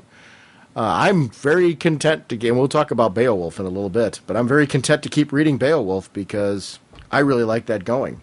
Yeah. It's funny because with the sister and the aunt, whatever, just the warring factions of the family, each one seeking all the power. I love how they did lay this out, because, as I said, I have no idea what's going on in the universe, but there was never a moment where I was confused or lost. Especially when we jump from modern Earth, to this world, then back again, then back once again, full time, just running with this. I wasn't lost. I didn't know everything, and there was stuff that I'd have to learn as time goes on, but there was never a point in time where I was like, huh? And that's, I think, a good sign of a really good story being told. A very entertaining story that's got enough of the background information, the action, the adventure, and just enough of the personal drama that it keeps you wanting more. Wow. That's one of the things that I'm really enjoying about this series in particular is I like when she goes to that world, she's not instantly acclimated to it. Mom's been there. It's Mom's home. This girl doesn't have that familiarity with it. She doesn't know how to speak the language. She is like a fish out of water. All of a sudden, they're being attacked. And this is something that, yes, she's been trained for, but never had practice of. There's a big difference between having people surrounding you out of nowhere. Your hair's blonde. Your outfit's changed. All of these magical things have happened to you, and you're not sure and ready on how to react to the whole thing. Which I love that it's all of a sudden there's guards there and people there defending her. She doesn't know who's the good guys and who the bad guys are. I like her reaction with even her allies in this. She can't speak to them. Yeah. And when you've got that language barrier, there is going to be a creep factor. I really loved that because I felt like that was natural. Because, it's I think, human instinct that when you can't communicate with somebody, there is no way to get through, there's a distrust there. And I'm not saying it's a good thing, but especially when you're in a chaotic situation where arrows and things are flying by and swords are being thrown, you're not sure who's who. And I wouldn't know in this world what the color of armor means. Does the color of armor mean that everybody's on the same side or not? Right? Yeah, and I liked how she had no idea who to go with. Her guards are trying to take her away, but she's not going. But she sees her mom's being attacked, so she's like, okay, I know that's on my side. That's my mom.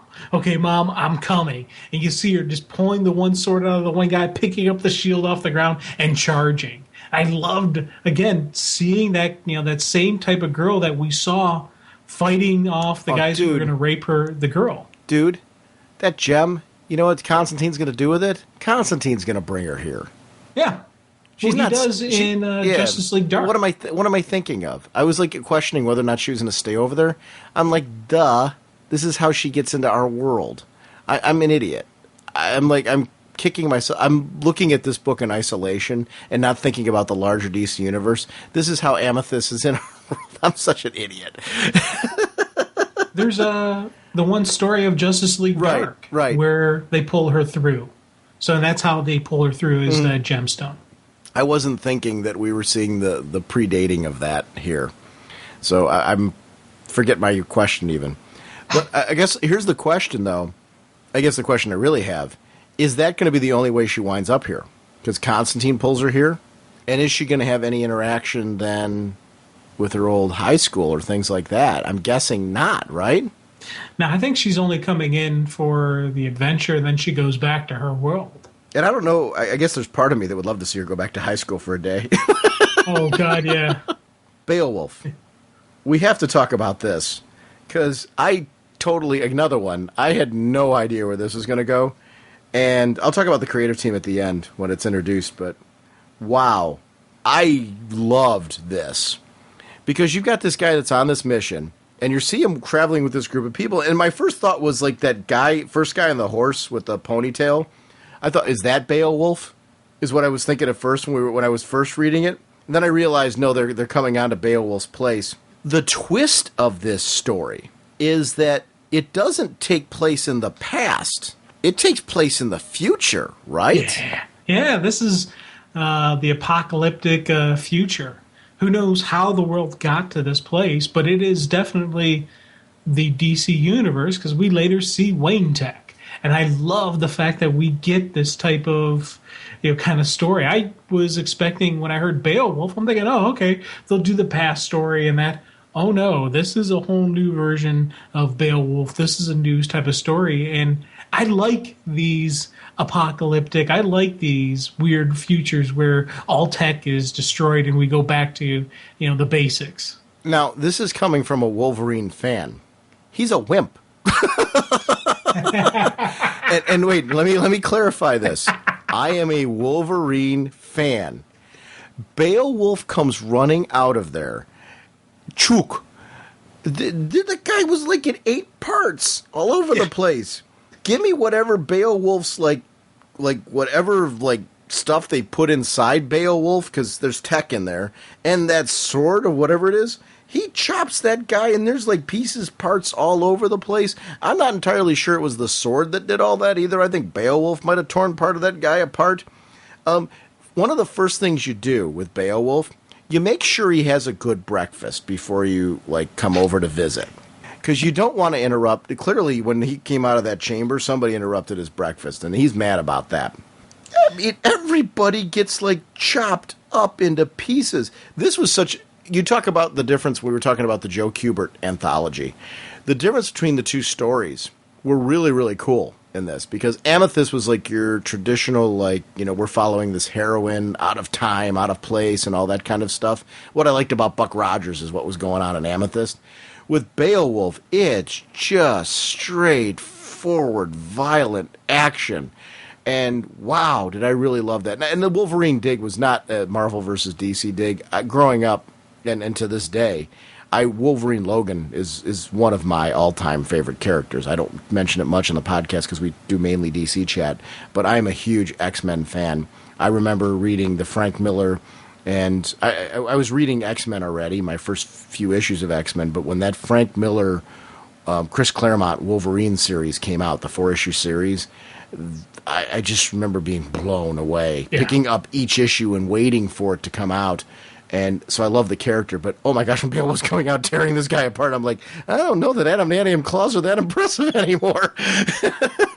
Yeah, that wasn't just the sword. That was Beowulf ripping flesh from body. I want to see that fight. Oh, God. Beowulf versus Logan? Mm-hmm. Wow. That's a toughie. Yeah, well, I got to think the adamantium bones are an advantage to Wolverine and the healing factor, because I'm not quite sure what Beowulf's got going on there, but Beowulf is, woof, it'd be a good fight. Oh, that'll definitely be a good fight. That'd be one for the ages. Now, the whole unworthy prisoner thing, what a good use of this kid's thinking. Yeah.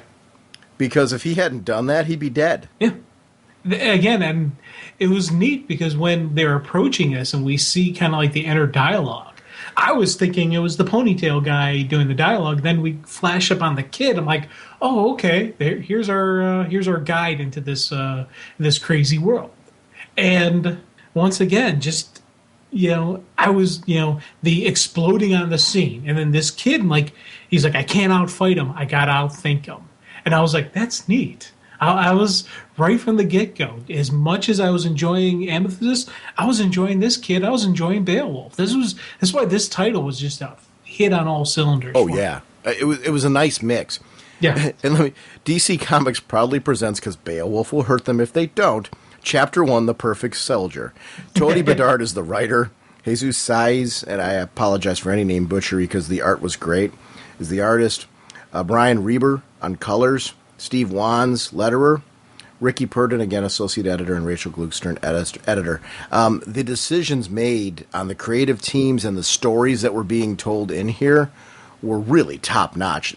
I didn't know what to expect from this book. It was one of those that I was interested in for Amethyst because I wasn't, well-versed on the character. I had no idea it was going to strike me the way that it did on such a good book. I mean, let's keep going and talking about issue 1, because I was, by the time issue 1 came out, I was really genuine. I'm like, I want more. Let's keep going with this. And to see her coming in to help Mom and seeing these weird kind of creatures, like the dog with the tail, or the wolf with the tail, whatever it was. It was a wolf, right, with the tail that was like attacking her shield. A wolf-like creature. Yeah. She's, again, got this language barrier until the girl saves her with the arrow right to the eye. And, she's starting to, through combat, I'm a fan of that in film when you see that, where two people become comrade by helping each other out in a battle, where you see them all of a sudden teaming up and double teaming overwhelming numbers or opponents. This played out so well cinematically in this, because the trades and the exchanges, the motion of the swords, because that's hard to pull off, I think, in a comic a lot of times. I think some of the best Conan artists in the history of comics have done a really good job of bringing about sword motion in comics in a way that's unique and feels like the Beowulf artist does a real good job of sword motion in comics, because I'm pretty clear that sword was moving really fast.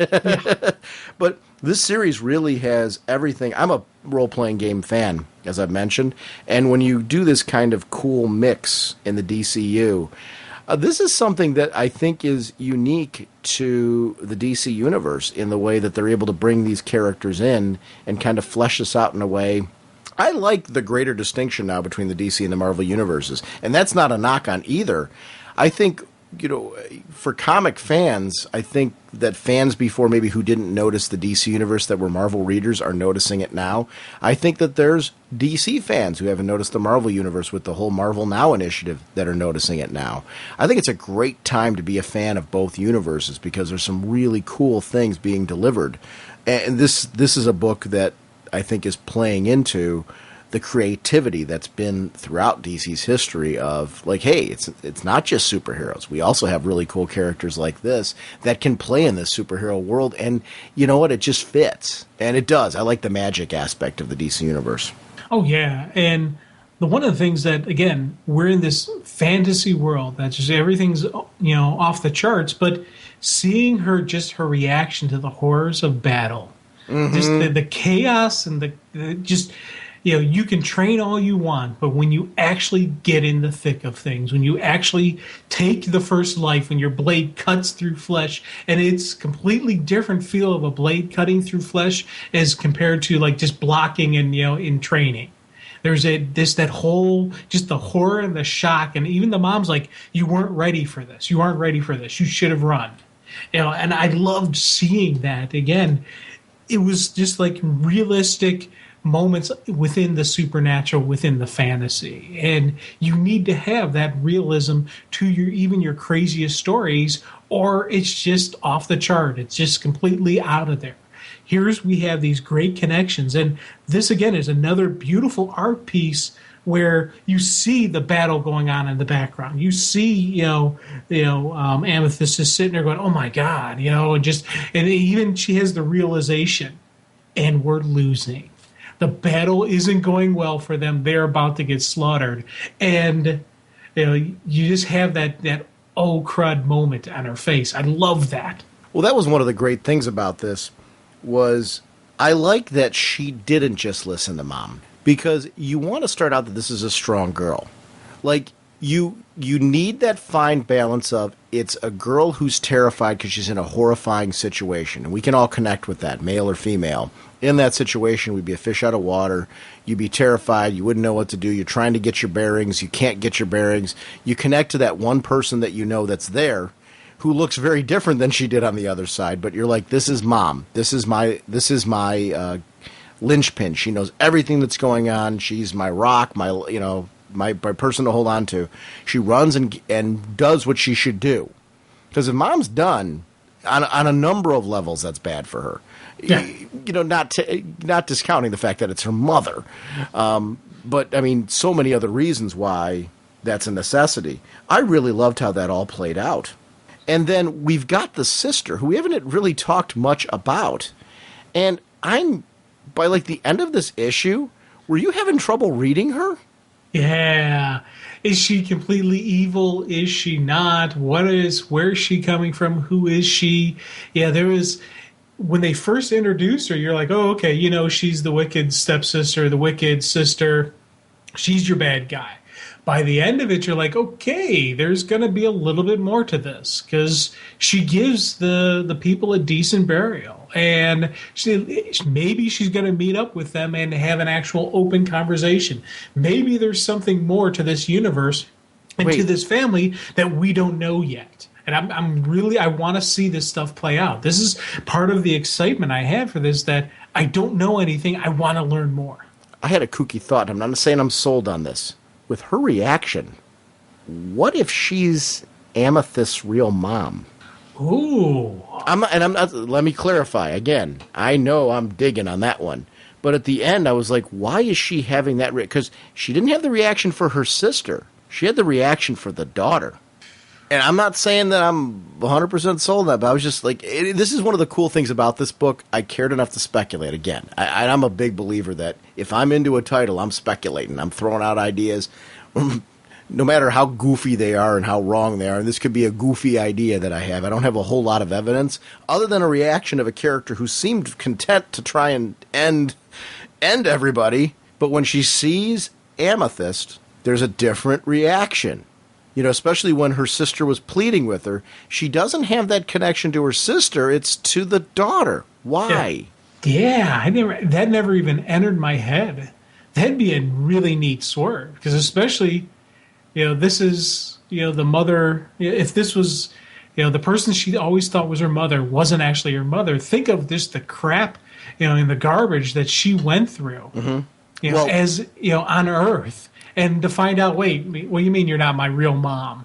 Oh, that would be just a beautiful swerve. But what if the real mother was trying to kill her? True. And I'm not convinced. I'm not convinced that that's the case. It could be there's another relationship there to the baby, or I don't know what the issue is.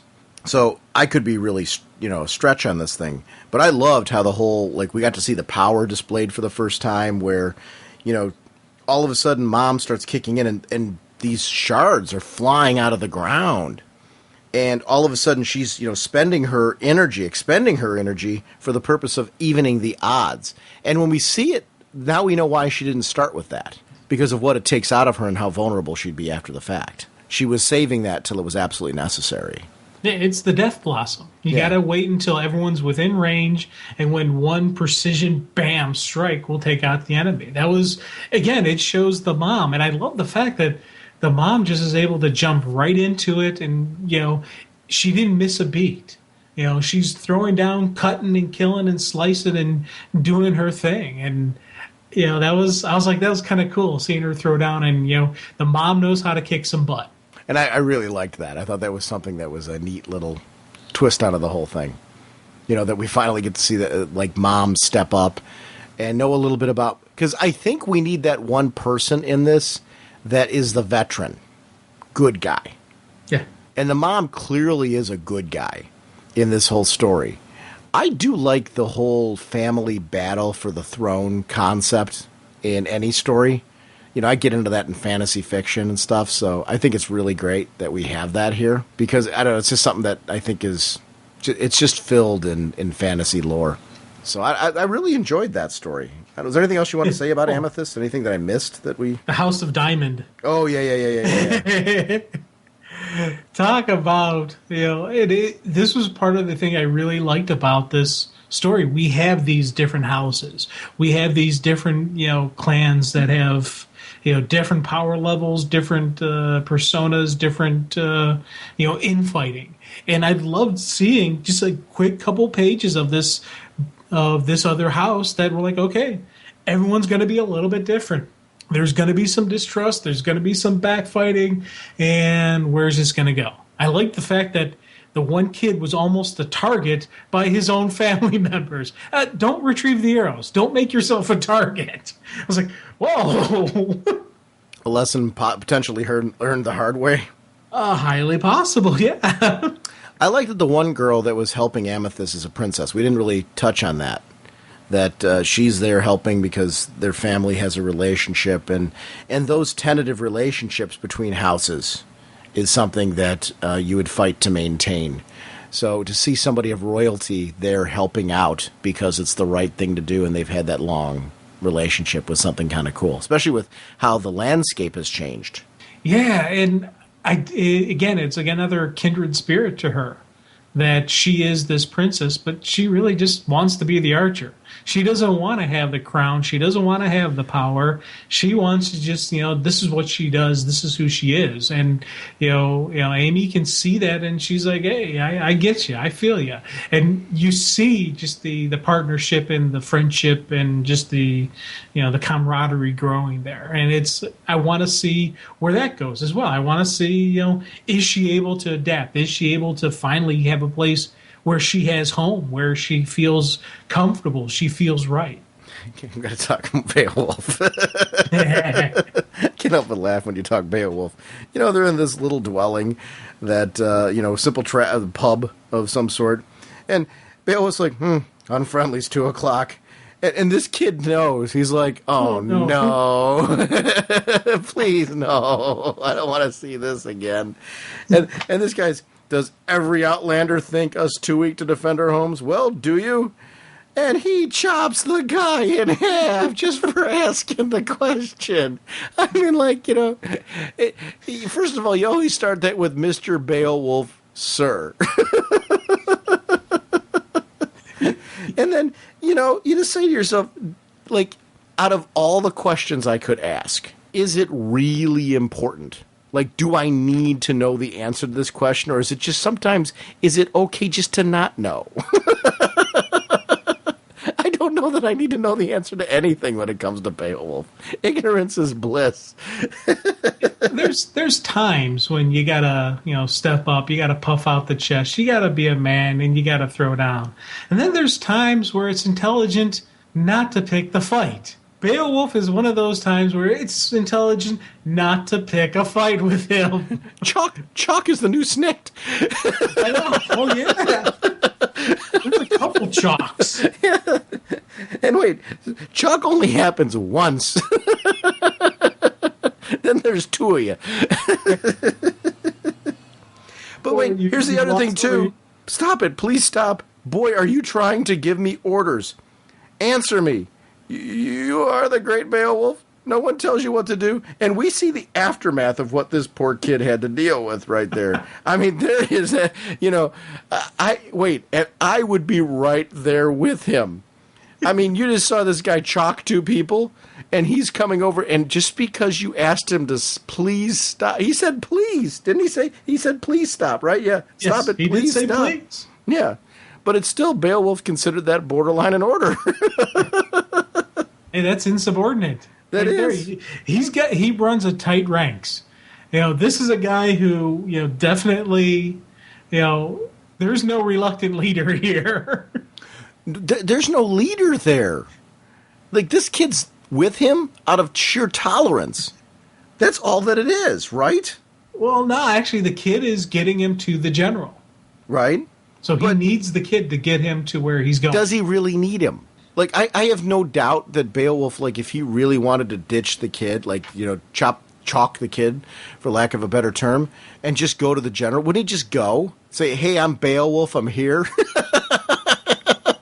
I don't think Beowulf doesn't seem like the kind of guy to me that needs a guide.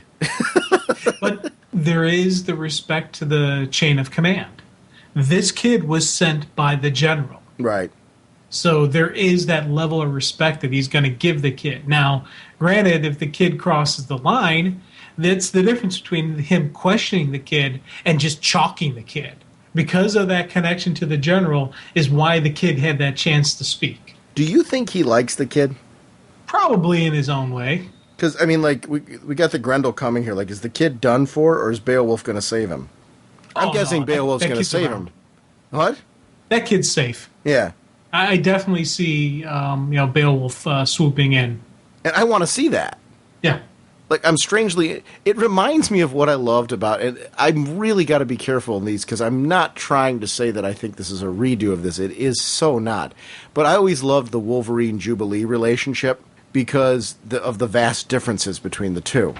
And this works in this case, too. This kid is clearly not Jubilee, and Beowulf is clearly not Wolverine. But when you take 2 contrasting characters on this level, why is Jonah Hex working so well with Arkham? Because of the contrast between the 2 of them. It's magic. I mean, I'm captivated by these 2. The artwork's fantastic. This is just, I can't wait to see the next issue of this book. Like, it can't come out fast enough. Now, my question for you, with the Iron Trolls that are the Wayne tech, do you think those are on automated mode, or there's actually a body inside it? I want to know who Beowulf is. And does he have a link to, like, he's able to recognize that tech, dude. Yeah, he's got a technology inside him. Right, but he's able to recognize that, so who is he really? I don't think he really knows. But I want to know. Yeah. So, to answer your question, I don't know. I'm guessing that those are just robots. I'm guessing they're just what they are. They're the drones that it's saying it is. But how is Beowulf able to identify them as Wayne Tech? He's able to identify them as Wayne Tech. The kid doesn't call them that. No. The kid knows them as Iron Trolls. Right. So and Beowulf has the one eye is different than the other eye, so I'm assuming that's his tech eye. That's got the connection to the cyber brain because, Beowulf is a cyborg type creation. Because we've seen him eat, we've seen him drink, so we know there's some flesh that has to be, kept alive. But we've also, seen him in that hibernatic chamber, so and we see him doing the censoring and the heightened strength, etc. So there's, this is definitely a cybernetic type creation. Tech guy connected to the cyber brain, chalk arm connected to the sword.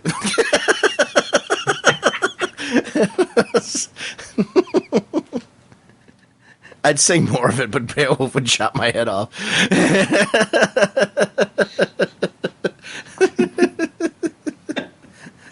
Beowulf. This is a great book. It's really a cool, and a surprise. I didn't expect this to be what it was. Not at all. I was expecting, it'd be interesting, but this really, both stories have really just, kind of kneecapped me and surprised me. Yeah, I was intrigued because I wanted to know more about Amethyst. I had no idea that I was going to be this into this book. And I like that. I like, that when... So I guess it adds to me some validity. People ask, do you get frustrated when, certain books are canceled? Absolutely. But then you get this. So it's... To me, it's like, in the previous universe... You get a book canceled, then you get a Secret Six. You know what I mean? So it's, when these books arrive, these surprise books that you're like, wow, they're really cool, it makes it all worth it. So I like what they're doing, these experiments they're doing. I'm glad for the titles that they've given me. I'm losing some titles that get canceled from time to time that I'm really digging and enjoying, but I'm glad that I had them because I dug and enjoyed them. Yeah. But then they're replacing them with titles that I'm also digging and enjoying and new concepts and new characters. And hopefully some of these stick. Like this one, this sort of sorcery. If this keeps going the way that it is, I'm hoping this one has some legs and that people really dig it. But if it doesn't, I'm really glad for the time that I have reading it right now because it's great. It's really good entertainment. So, that's kind of my take on the whole thing is, all these books are worth it because when they put them out, it's a new experience for me. I get to enjoy that experience for as long as they give me with it. And boy, I hope the sales numbers on this one really, because I don't see Beowulf getting boring for me anytime. No, there's definitely going to be some cool stuff. Because really, it's funny. And aside from all the action, there's a lot of questions I have about this guy. Like, I want to know. Maybe he's one of our mystery characters from the past that we don't know about. Great molecules! They're programming the computers for a chain reaction to blow up that atomic pile! Once again, sponsoring this episode is DCBService.com and InStockTrades.com. Remember, the Annotated Sandman, Volume 3, $49.99 regularly, 50% off, only $24.99. They also have the first volume available for order if you go to DCBService.com, also at a similar discount. So go be sure to check that out if you haven't been picking these up. They're great volumes. I can't recommend them enough. Over at InStockTrades.com, Absolute Final Crisis hardcover, 464 pages, $99.99 regularly, 45% off, only $54.99 from InStockTrades.com. Remember, that order will get you free shipping because it's over $50. So I want to thank both InStockTrades.com and DCBService.com for continuing to support our show.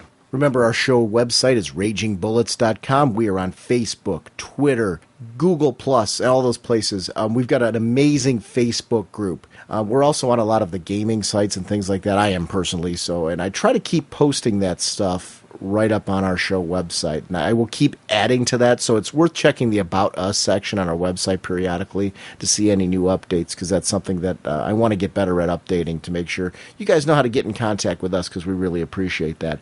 Remember, our show voicemail line is 1-440-388-4434 or Dr. Norge on Skype. We love having you a part of our show. Our next episode will be our first pop culture and whatnot bonus episode. We talked about this a little while ago that we wanted to, once a month, hopefully, do a 5th bonus show where we would do like a shorter episode and really discuss something that we're really enjoying outside of DC.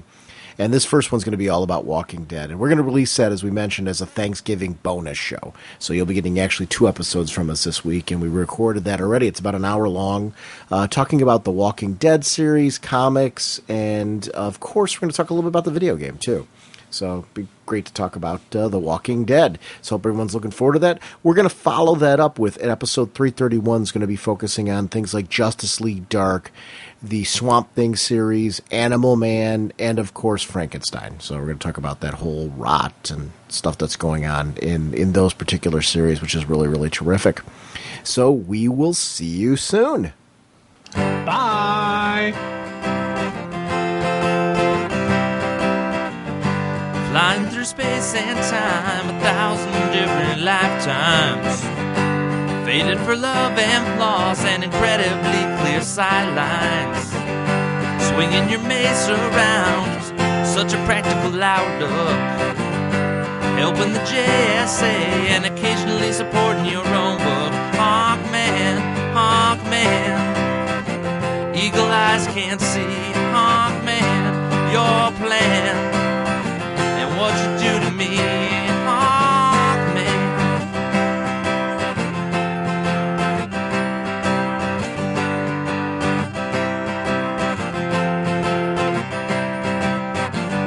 The villains are closing in, be they Thanon Guard or Egyptian. Working so hard to thwart you and Hawkgirl's mission. The odds are not on your side, and danger seems to stack up. Things would be so much easier if you would just call for backup. Hawkman, Hawkman, eagle eyes can't see your plan